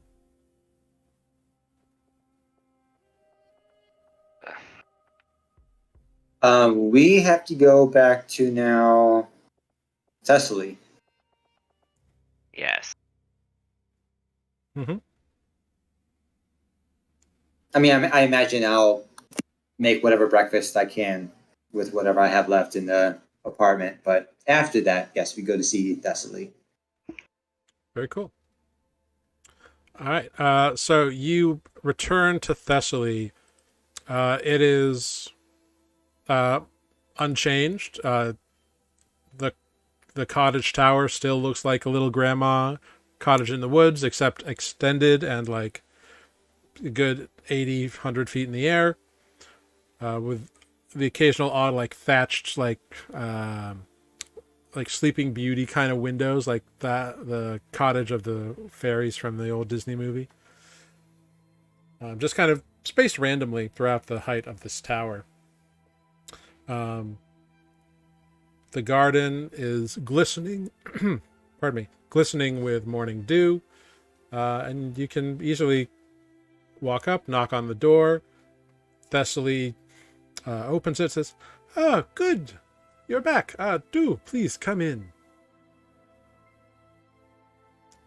And she shows you into her sitting room, and you sit back on these floral printed couches with the throw pillows and the like doilies on the armrests and throw blankets and like those like those knitted ones that are like the multicolored yarn that like everybody had in the 70s. She's got like 5 of those. Oh Lord. Yeah, she's got a lot of stuff. She's very committed to her aesthetic here. But so she sits you down and says, were you successful in acquiring the Key of Worth? I believe so. Yes and no. And we'll hold it out to her. Ah, look at that. Fantastic. Good job. And she kind of places it on the table next to her. Well, that's it. Good job. Do you feel as though you are ready to make way to the Tomb of Kelinar of Ibn?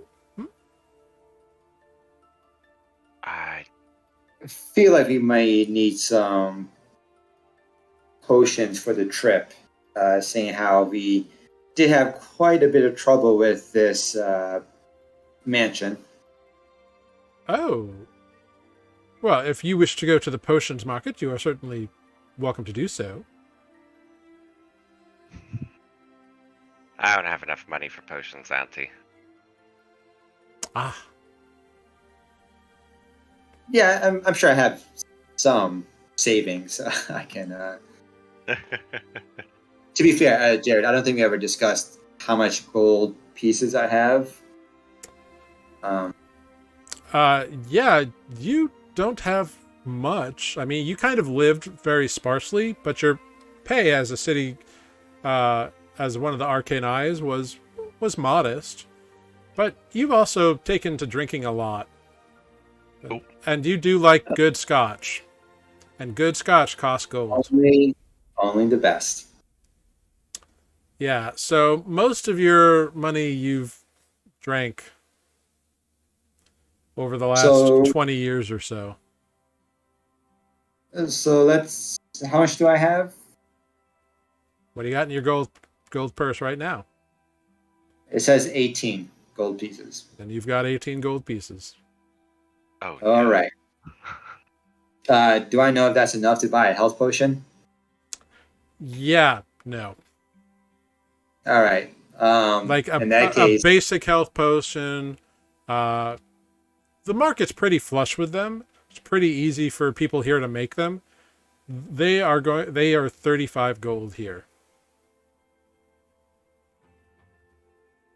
All right. Forget I said anything about going to grab potions, and we'll just say that, yeah, we're ready. Oh, well, as you wish. Well, shall we then?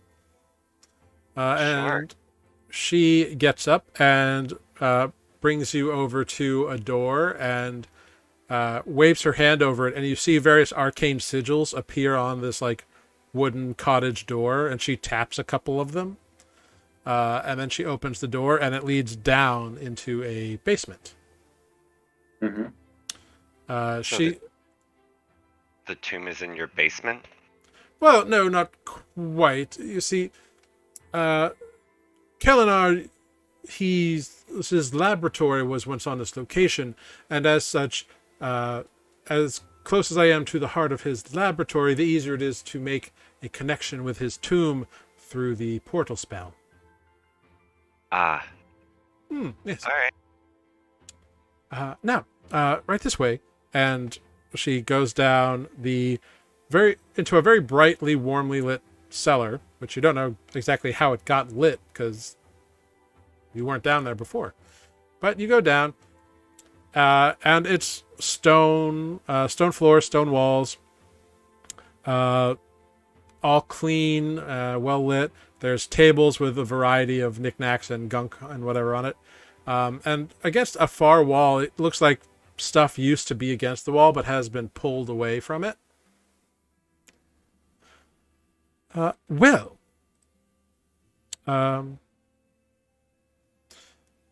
Yes, it will take me a small a moment here to just walk through the ritual of opening the portal. It's a bit time consuming, but not too bad. I just need to get the focuses right. and she sets up a brazier and a couple of bits and bobs around. There's like a rod of like this kind of flexible crystal, for lack of a better description, that she kind of sticks into the brazier standing up, and then she plinks it and it begins wiggling back and forth. She lights some incense and begins chanting, and about an hour later you see little sparks begin to appear against the far wall that she is looking at, and slowly you see a vertical line begin to form up, and then it kind of pulls open into a doorway. It is beyond the veil of the portal, it is a swirling vortex of clouds and who knows what. It's just a miasma floating in there. This will lead directly into the first and only accessible entry point of the tomb, the antechamber. So, if you're ready, you two, well, I suppose three, and she smiles down at Stefano. Blank. Stefano's butt starts wiggling. Oh, what a charming little creature. And she kind of like reaches down and pets it, cling cling, with her rings off the top of his head. Good luck. I will reopen this in one day for the next week. So every day at this time for a week, which should give you plenty of time to come back. Hopefully. Yes. I don't know how large the tomb is or what lies inside. Hopefully you find the others just held up in there, maybe trapped behind a fallen beam or something. I don't know. But hopefully you find some semblance of where they are.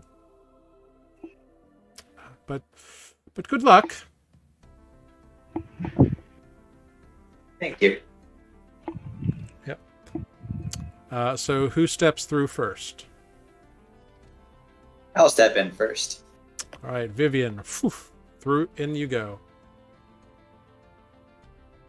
After you, Stefano. All right, Stefano enters through. All right. And Bel goes through. All right. And Bel, you enter through third.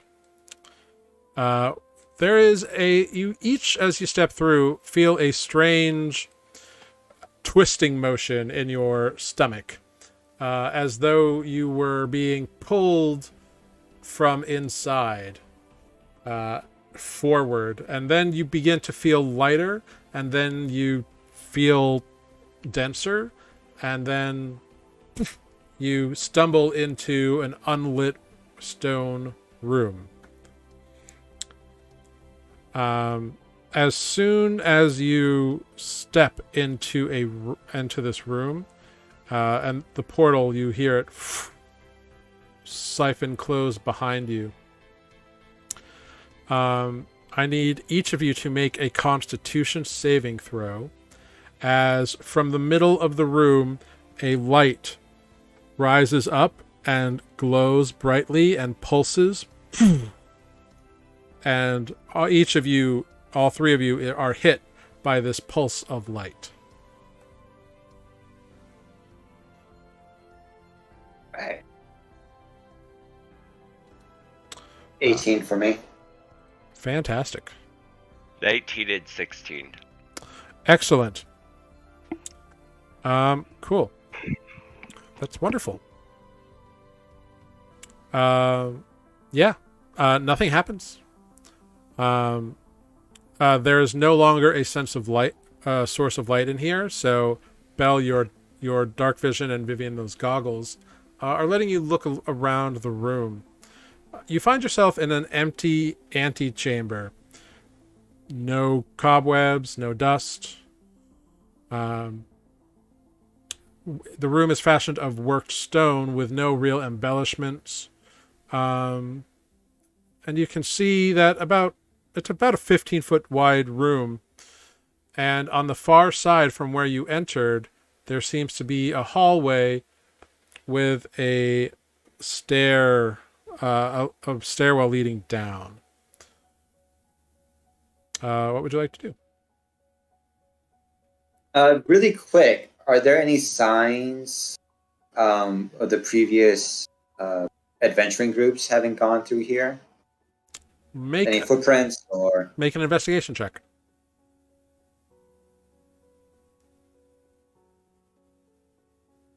15. Cool. So looking around in this room, there's no dust or anything here, but you do see what appears to be like a couple of boot scrapes. But as you're looking around in the room, off in a corner, you do find something that seems kind of weird and out of place. Maybe it was dropped by one of the other adventuring parties. It seems to be just like a 1-inch square tile of stone. You can't tell what color it is in the darkness, but it doesn't look like it's fallen off of a wall or anything. Like it's a perfect 1-inch square. Okay, can I inspect it further? I mean, yeah, looking at it, it is just a plain looking. In your eyes right now, it looks to be gray because of the dark vision. If you want to, if you want to light a source of light, you might get more information over it. Hold on. I'm gonna take out just like a couple of odds and ends from my bag, and I'm gonna make 2 light sources, 2 5-foot. All right, cool. So, you create 2 of these. Immediately, you can see that the room that you are standing in, the worked stone in here, appears to have a bluish tint. But this small, like 1-inch tile in your hand, Vivian, is definitely like gray and green streaked, like almost like gray and jade have like mixed together in some weird way. But it definitely does not match the room.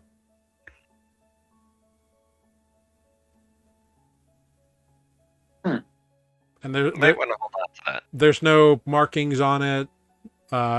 There's no little differences in any of the sides or the corners or anything. It is just a square tile that's 1 inch wide of this gray-green stone. Might be worth holding on to. Yeah, I'm gonna say I'll hold on to it for sure. Okay. Cool. Yeah, that is all that you find in this room, other than a short, like 15-foot hallway that then begins a descent of stairs. Well, the hallway is about. Should be good. Yeah, the hallway, by the way, is 5 feet wide and about 8 feet tall. Looks like single file. I will lead the way. And I will. I'll go down the stairs first. Mm-hmm. And if I may, I'll just be wary of any traps I see along the way. Yeah, go ahead and make an investigation check as you're walking.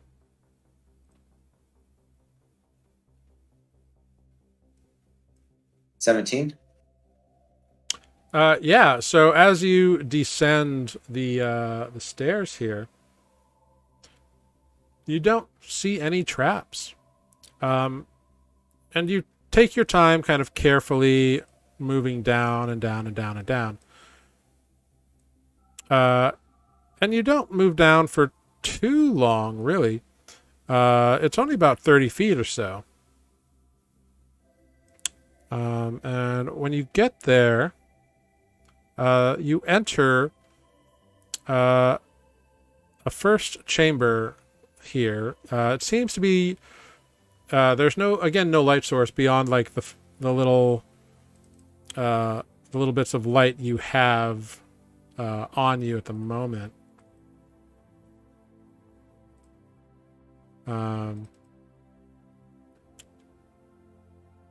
But still, you enter a larger room. It appears to be made of worked stone. Looking up over on the far side of the room, directly across from you, you see what appears to be a closed door. The weird thing about the room is that you can see there are a bunch of kind of statues on like plinths in the middle of the room, but there's also 2 like empty plinths in the middle of the room.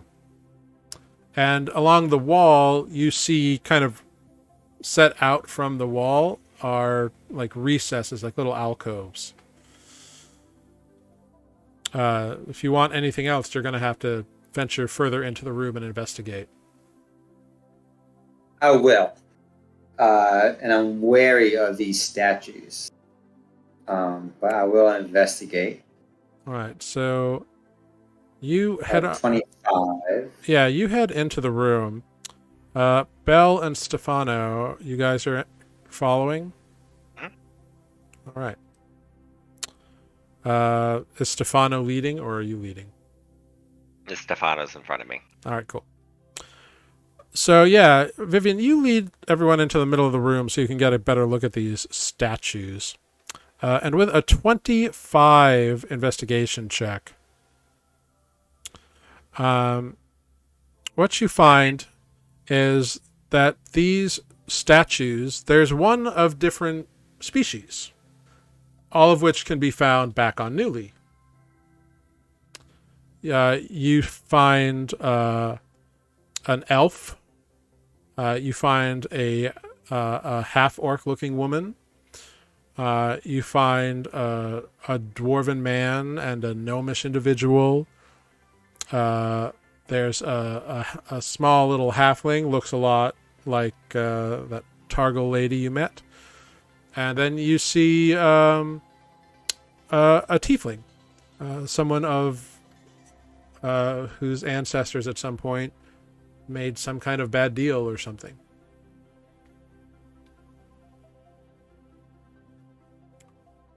Which, not too common in Sungrace, but there are some.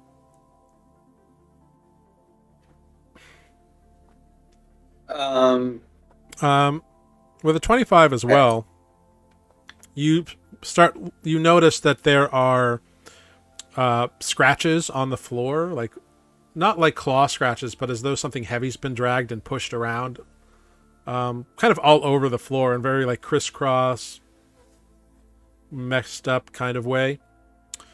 And what you see here, it looks to be as though like the bases of these statues, the plinths themselves that they're standing on, are chipped and scratched as if they've been pushed and moved around, like a lot and repeatedly. Looking around and kind of checking out these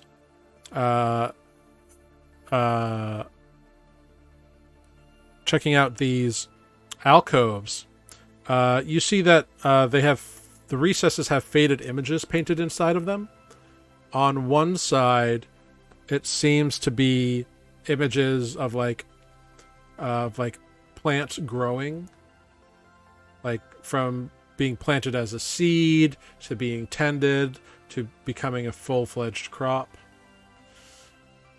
On the other side, you see images of things being like put together, like you see it's like images of like a building being made with like stone and wood, and like it's just painted on. It's just very faded.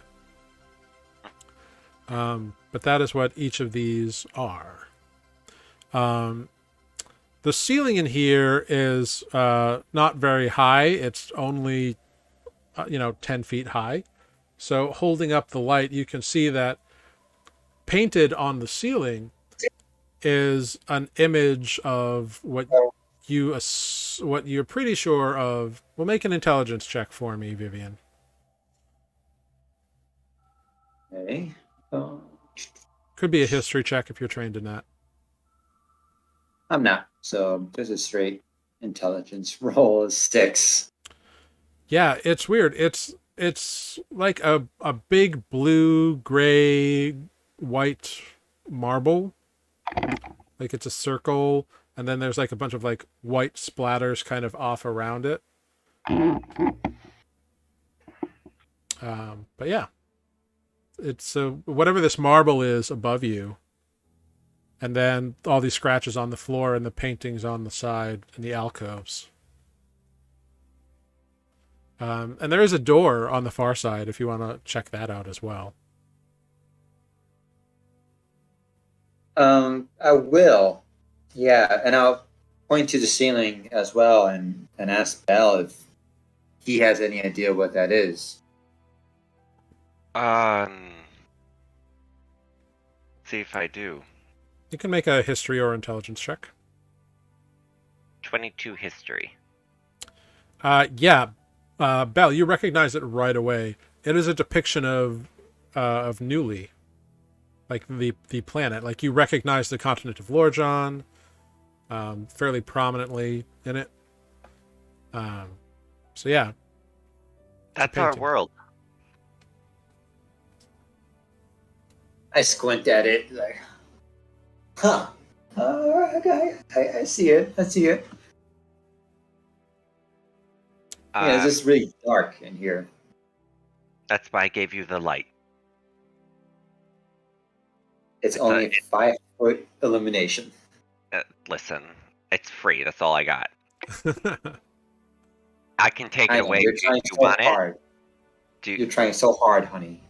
Do you want it? I can. Your mother would be proud of you. I douse his light. Okay. So Or Vivian, your little knickknack goes dark. Oh, sorry. I guess I didn't try hard enough. Yeah, I kind of figured. And I'll toss Vivian another bolt that's lit up. All right. So with this bolt of illumination, you want to check out the door?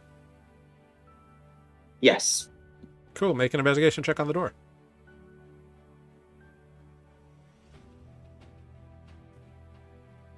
Lots of 22s. 22. Nice. Yeah. With a 22, looking at this door, it is. It's a door. There's no locks or anything on it. There's no hinge device that you can see. The only thing this door has is a handle.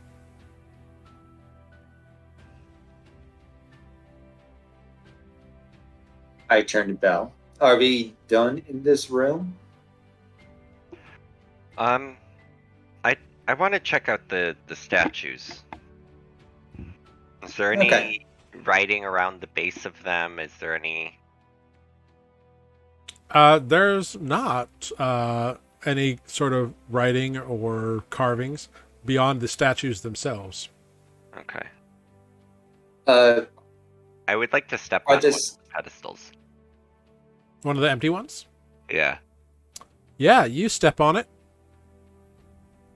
Anything? No, you're in the middle of the room on a pedestal. You're about a foot taller than you were before. I feel important. All right, let's go. This generation. Stefano puts his front paws up on it and clanks up at you. Yes, you're important too, Stefano. Clank, clank. Question. Did we ever get information on what the party makeup was of those two groups that disappeared? You did not. Okay. The statues, did it look like adventurers, or is it just more to show the different races of the planet? Well, well, you rolled really high on the investigation. They didn't seem to be like they were all necessarily like a warrior and a priest or anything like that. They seem to just be people. Mhm. And the faces weren't carved in like a distinct way of like, oh, an individual, more of like a generic kind of face. Okay. Like statues of individuals, are generally great care is taken in the carving of facial features. But this seemed more inclined to like, with that investigation check of a 25, these seemed more like they were carved to be representations of this culture, this heritage or species of people. Okay. I guess we should push on. Yes. Head back to the door, and I will try to open it. Doesn't open. Did you try knocking with authority? Who will answer? No one's going to answer here. Who do you think was going to answer in the other house? I don't know. You're the one who knocked. I'm going to try to open the door. Push hard. Oh, someone's not knocking. Yeah, go ahead, make an athletics check.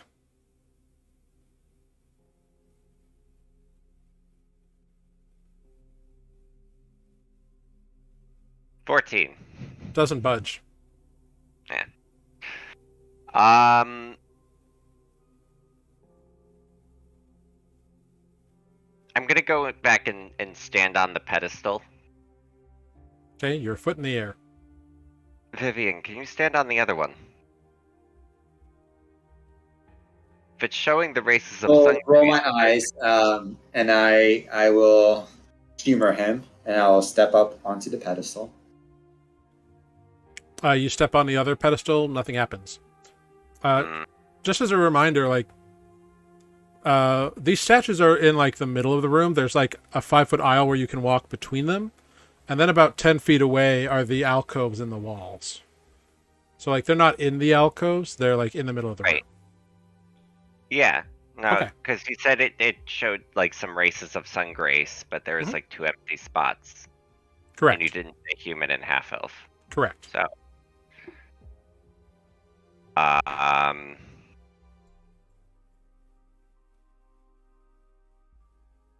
are any of them missing a square? Looking around, no, they appear to be of a different kind of just regular kind of gray stone, much like the walls in this room, not with streaks of green, and none of them have a little square tile missing from them. And you said one of the alcoves had a paint or a like fresco or something of like things being built. Yeah, one side, like there's 4 alcoves on either side, and on one side the paintings are like of something being constructed, like a building of some kind, and on the other side there's images of like things being grown or growing from like seed to fruited tree or wheat or whatever.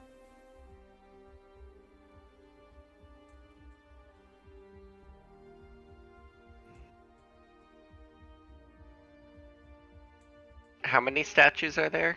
And how many alcoves are there? So there are 6 statues of individuals, 2 empty ones, like 2 just plinths, and then there are 8 total alcoves. The markings on the floor, do they look like they were just moved from the alcove? The statues were moved from the alcove to the middle of the room, or? They don't look like they were just moved straight. Like it looks like the scratchings on the floor crisscross and move around, and some are curved and swervy. Like it would be nigh impossible to trace where it came from and when, but it looks like it's happened multiple times recently. I would like to push the elf statue towards the side where it looks like plants are growing. All right. So there's 4. There's like seed, like a sprouting, and then like a little tree, and then like a big fruited tree. I'm gonna put the elf on the fruited tree. Okay. Make a strength. So you push on it, and you cannot do it alone. They're too heavy. I get Stefano to help me push. Yeah, the two of you together, him using his head, you using your hands, are able to push a statue against the tree. Does it seem like anything locks into place, or? And looking around, listening, nope.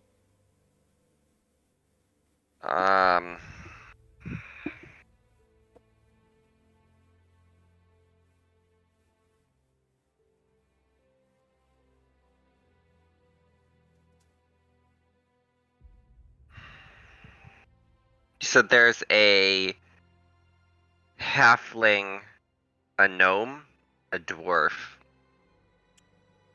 Yep, there's a halfling, a gnome, a dwarf, a tiefling, a half-orc, and an elf. Right. I'm going to push the dwarf, the gnome, and onto the building side. Hold on, I gotta go blow my nose. All right, you and Stefano take a few minutes and push the dwarf, the gnome, and the halfling onto No, the halfling stays on is gonna go towards the gardening. Oh, okay. So the gnome and the dwarf go over to the building side.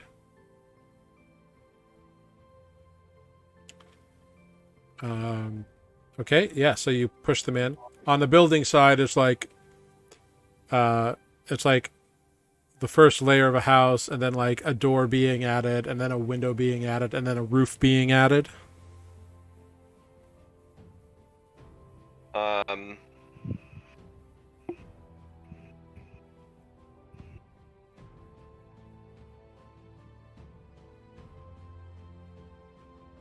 Sorry, it was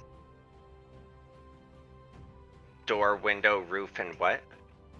So first it's just like a basic house, right? Like just walls, like stone walls.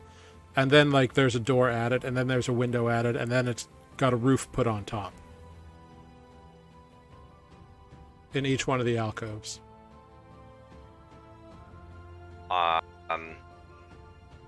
For the basic stone one, I'm gonna put the dwarf. Okay. I'm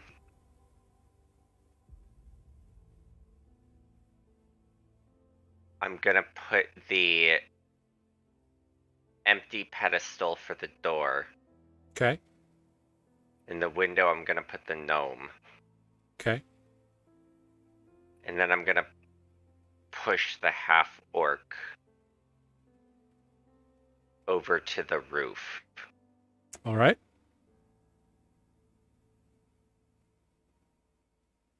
And then I'm going to put the halfling at the seed, the half-elf at the sprout, the tiefling at the tiny plant. Well, there's no Or half. put the- There's sorry, no half.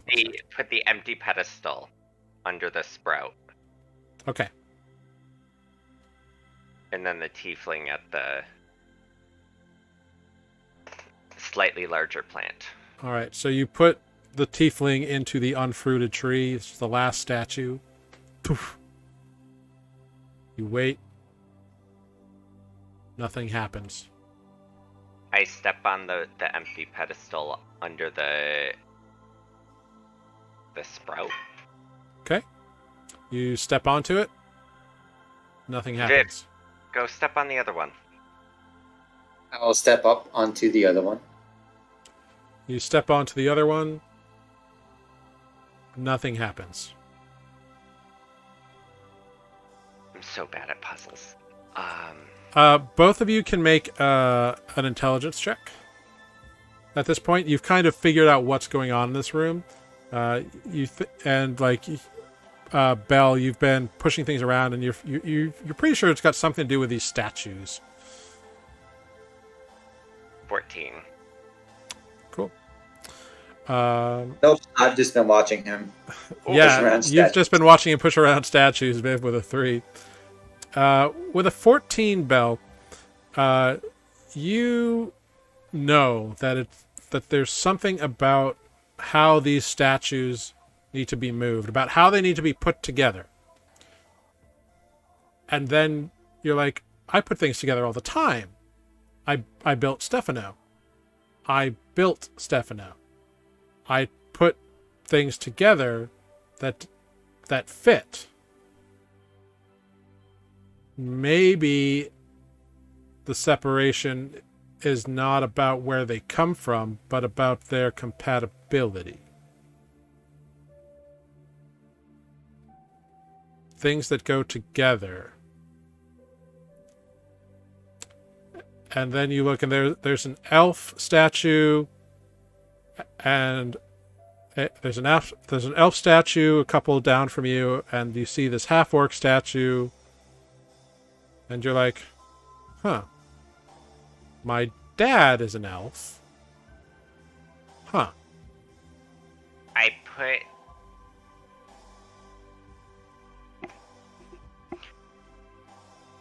put all the... I switch things around and move all the full-blooded races to the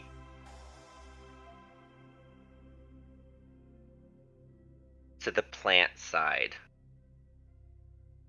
Okay. So, and then I move the half races to the house side. Okay. So you put the half-orc... Tiefling. The half-orc, the tiefling, on one side. And the halfling. And the halfling, okay. And then one of the empty ones? Yeah. Okay. And so then elf, gnome, dwarf on the other side. Okay. You get that done. Takes a little while, but you push it around. Now step on it, Viv. The one on the plant side with all the full-blooded races. I do so. And I step up on the other side. Cool. You step up on the other side, and nothing happens. But you feel that you are on the right track here. There's a trick that you're missing. You just need to figure out what it is. Go ahead and make another intelligence check with advantage, Bel.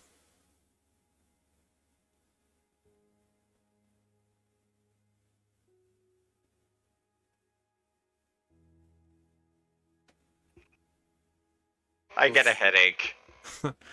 Oh no. Can I take over and make an intelligence check? Yeah, you can absolutely make an intelligence check. No, I have a headache too. Yeah. 9. Yeah, Bel, you go into one of those like angry rage, like, why can't I figure this out moments? And you just kind of stomp around and have to like sit down for a while and just have a think. And just like in your rage, I think you probably like kick a statue's plinth and kind of hurt yourself a little, stub your toe. But yeah. And so you sit down and you just stare up at the ceiling. And you stare up at Nuuli for an hour. This image of what your planet looks like. And you look, and you stare. And you look at your aunt as she leans against the elf statue. For some reason. And she kind of looks up at it. And Vivian, like, it's actually a very handsome-looking elf, even though it doesn't have, like, defined features. But it definitely reminds you of someone from long ago. Like, it's definitively elf in its carving. And Bel, as you look at your aunt standing next to and looking up at this elf statue, a new idea clicks in your brain, and you're like, and you count the statues and the empty plinths. One elf, one half elf, one human, one half orc, but no orc statue. Mm-hmm. And then you look at the others, you see a halfling, a gnome, a tiefling, and a dwarf. And they're all different heights. None of the statues are the same height. And then there's 2 empty plinths. And there's you and your aunt.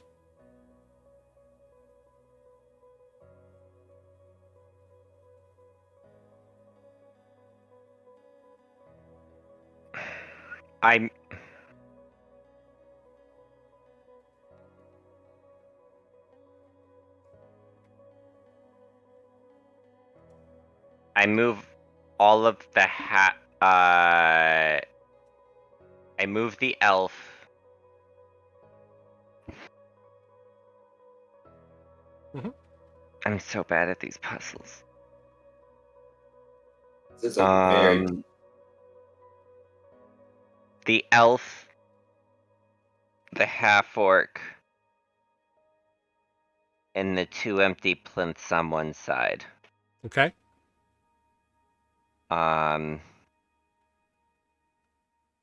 Which side and where do you put them? I know, I'm trying to think.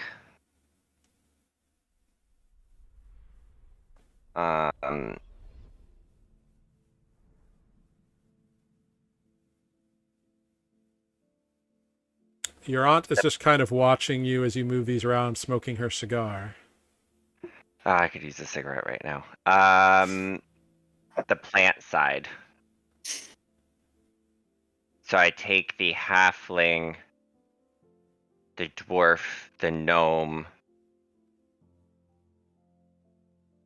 Mm-hmm. and Tiefling? And the tiefling? the tiefling, and put them all on the house side. Okay.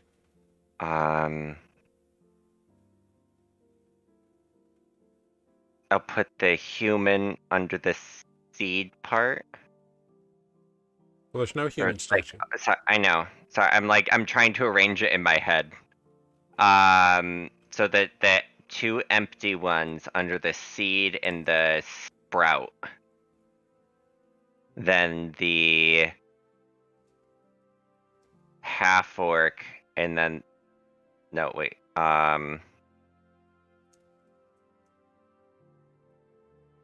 Half orc and then the elf. And then on the other side, the dwarf and the stone house, the gnome doing the door, the halfling doing the window, and then the tiefling doing the roof. Okay. So you put the tiefling on the roof, the halfling at the window, the gnome at the door, and the dwarf at the wall. Yes. All right, cool. You put them And there. then I stand on the sprout and I motion for Auntie Viv to step on the seed. Which I do. Okay. So Vivian steps on the seed. And nothing happens. Make an intelligence check with advantage, Bel. I'm gonna throw my own chair across the room. Because it's probably something so obvious I'm completely missing it. You're very close, I'll tell you that. Natural 20. There it is. It's taken you moving these things around. You're tired, you've been pushing these things around, and it still doesn't fucking work. And you look over at these statues that are just taunting you from across the room, and then you look at the ones on this side that you are and your aunt are next to, and you're like, and you just kind of rage a bit, and you look back and forth, you've got the right, and you're confident that you've got the creatures on the right side, on the like in the right groupings, but you realize they're on the wrong sides. And as you realize this, you look at the little gnome at the door, and the little halfling at the window, and the dwarf at the wall, and the tiefling, and you look behind you, and you see a little seedling, and then a sprouted, and then a full tree, and then a fruited tree. So a tree that's grown all the way. It's taller than the rest. The tiefling's the tallest statue. Okay. So I moved them across. And the gnome is the smallest one. Right. And then you look at the half-orc statue. The half-orc's got human in it. But there's no human statue, but your aunt's a human. And then there's an elf statue, but there's no half-elf storage. But so you would be between, because you're the half-elf. So you'd be between a human and an elf, obviously. Okay, so I move the ones that are currently on the house side over to the plant side and arrange them by height. Okay. As you arrange the gnome into the seedling and the half-elf into the other side, or into the sprout, and the dwarf into the tree, and Stefano, push the tiefling into the fruited tree, you hear an audible click.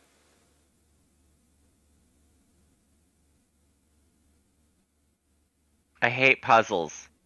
And then I move. Happens just as I finish my cigar too. It's like, well, about time. I would like to see you push this. And I push I can't. Osteoporosis. Right, oh, hush. I push the half orc to the stone foundation. Mm-hmm. Blank.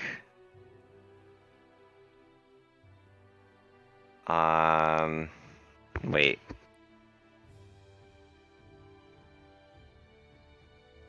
Yeah. Okay. Half orc, blank, elf.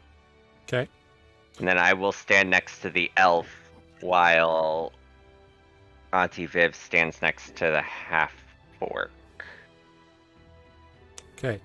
You stand on these two pedestals, and you've been pushing them around for hours, and you're exhausted just from the physical exertion of it. And you push and you wait for a moment, and you're like, fuck. And then you hear click.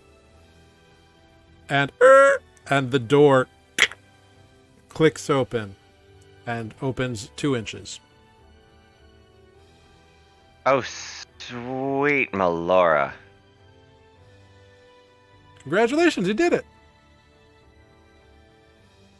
You know, it's a I hate it. toughest puzzle. And I mean, I didn't do anything, but toughest puzzle I ever came across in a D&D game. Almost like people weren't supposed to get in here. Right. I mean, there's a D&D campaign I was in that had a binary code puzzle. Oof, I that's just rough. tapped out on that one. So, door. Yeah, the door's open. As you go to open the door, we're going to end our adventures there for the evening because something fun has happened. Vivian and Bel have leveled up. Woo! All right. So, we're going to do a little like fun leveling here on stream to kind of wrap things up, because isn't that fun to do with everybody? So you level up to level 6 now by defeating both the Horrors of Fane Hall and the entry puzzle into the Tomb of Kelinar. Hey.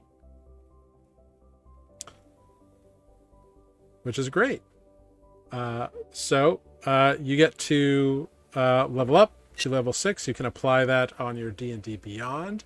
You can make your selections, and you can go ahead and roll for some hit points. I believe you both roll a D8. I know I do. Yeah, you can roll that right in the Roll20 chat. That's a D8. Nice, Vivian. You get an 8 plus. You get 8 plus your con modifier increase in hit Yeah. points. I'm already crying. Oh, okay, that's not bad. Hey, 5. That's great. Yeah, I was waiting for that More one. than half. Well, I would have let you re-roll a 1 on leveling up hit dice. So Okay. the worst you could have gotten was a 2. But hey, you got a 5, so that's great.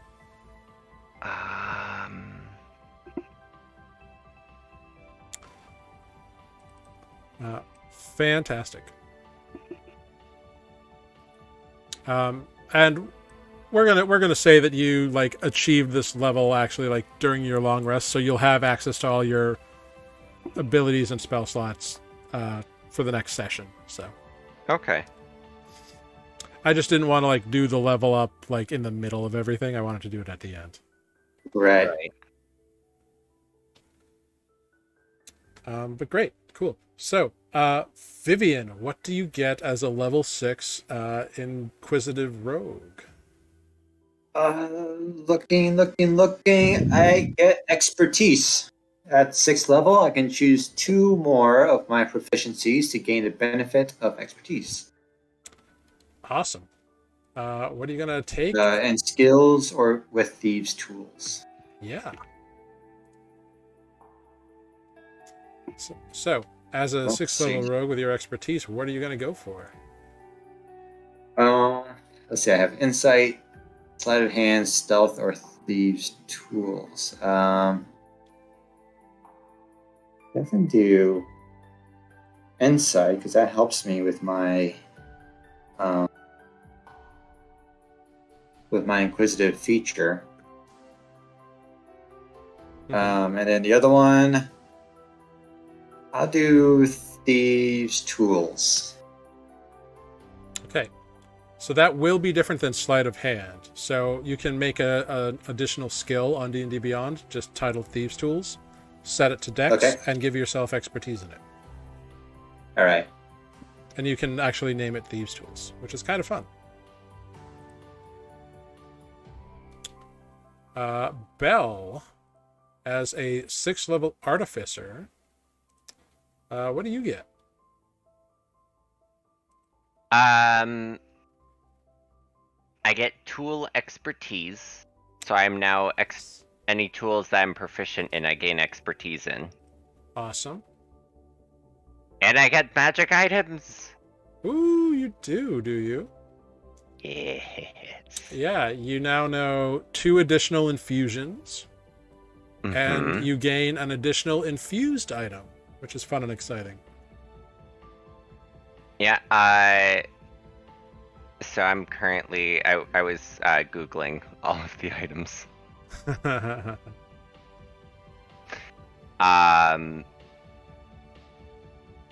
So now I am, I saw a homunculus servant once, and it was a little animated potion bottle, and it was carrying around a little scalpel, and I want that so bad, but I know I can't make that.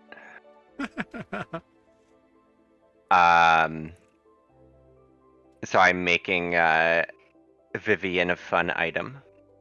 In now. Boots of elven kind. Oh. So you're now gonna touch her boots? Yes, and so now you'll have the advantage on stealth checks. So when you so as your infusions work here, so when you go and touch her boots, what does it look like when you infuse her boots to have this new fancy ability? They turn into corgis. No. I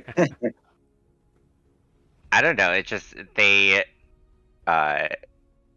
gain some elvish writing on it that just says one boot says swiftness and the other boot says silence. Very cool. And then I picked the pipes of haunting, so I can make things afeard of me. Nice. And then just for giggles, I picked the cloak of the manta ray, even though I don't think I'll ever use that. Because that allows swimming, or what does it do? Breathing and swimming. Oh, so it gives you swim speed and the ability to breathe underwater. That's cool. Yeah, 60 feet swim speed and breathing underwater. Nice. Yeah, who knows what is in this place, so that could be useful. Mhm. It was either that or the Lantern of Revealing, but I don't have any lantern and I don't have any oil. So Gotcha. missing two important parts in making that item. Yeah. Very cool. So yeah, so you've got some flutes that you've cobbled together out of various bolts and pipes and things. And you have touched your cloak, and it looks like it's a little wet and drippy, and kind of has wings that flap a little bit. And then Auntie Viv has some blue suede shoes. Yeah. Like it. Very cool. Very cool. Thanks. Yeah. Awesome. Wonderful. Great. That's so fun. I'm excited about it. Well, we're going to end it there then. Fantastic work. You guys got through the final battle at Fane Hall. I didn't think you would go for like the first, like, oh, we'll just go in these doors here and just, I thought you would explore a little more. But hey, that's part of the fun of D&D. Yeah, we cut straight to the chase. I don't want to ask. I'm curious, but I don't want to ask what else was in store. I mean, who knows? Maybe I'll tell you off stream. Who knows? Because it could be someone. Like I said, I am polishing up this module, so I will be putting it online if people are interested in playing it themselves. So I won't give every secret away. But yeah, good job. Fantastic work. Thank you, I've Got It, for being the best mod, getting that bot out of here. Thank you for being active in chat. Thank you for resubscribing. You're the best. Thank you, NYC, for subscribing. We're going to go around and do some fare thee wells, and I'll figure out who we're going to raid tonight. We're doing an early raid. It's going to be fun. Next week, Amber will be joining us. So we'll see how that goes. Ooh, mystery. I'm the artificer now. We'll find out. But yeah, maybe we'll have dueling artificers. It'll be great. Oh, good lord. I know what she's doing. Cool. But I'll figure out who we're going to go raid. Tanner, why don't you take it away? Thanks for watching us, guys. I'm terrible at puzzles. Don't ever ask me to do one. And we'll see you next week. If I don't melt. I might turn into a puddle tomorrow. I don't know yet. Fair. Very cool. And Mike. And me, yes. Thank you all for watching. We'll see you all next week. And also, final thought, if you're all looking for a baby name, because I think it was mentioned earlier, Vivian, Helen, Veronica Rogers, if it's a girl, think about it. The most pretentious baby. No. People might think about one of those names at any given point in time, but all of them together, probably not. But there's a flow, right? It just kind of rolls off the tip of your tongue. I don't know about that, but who am I to judge? Whatever. You use however much alliteration in a name you choose and want for your child, because they can change it when they get older. Well, thank you all very much for joining us this evening. We're going to raid some Kirik the Orc tonight. But before we do that, please, everyone, if you've had fun checking us out, you can follow us on Instagram and Twitter and Facebook and YouTube, across all the social medias at Nuuli Forged. We would love for you to follow us, engage with us. We share some really cool stuff from people that we know. We try to make I try to make the social media photographs for each episode fun and entertaining. So hope that is working out. And check out our old episodes on YouTube. And if you go and subscribe on YouTube, that would be really cool. Because if we get 100 subscribers, we get the Nuuli Forged vanity URL on YouTube.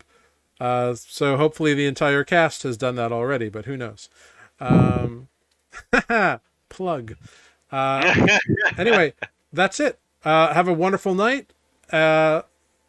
If you'd like to hear me talk about D&D stuff, you can check out Mid-Level Adventurers with Matt and I, where we talk about a whole variety of stuff. We've got a bunch of new episodes in the can, about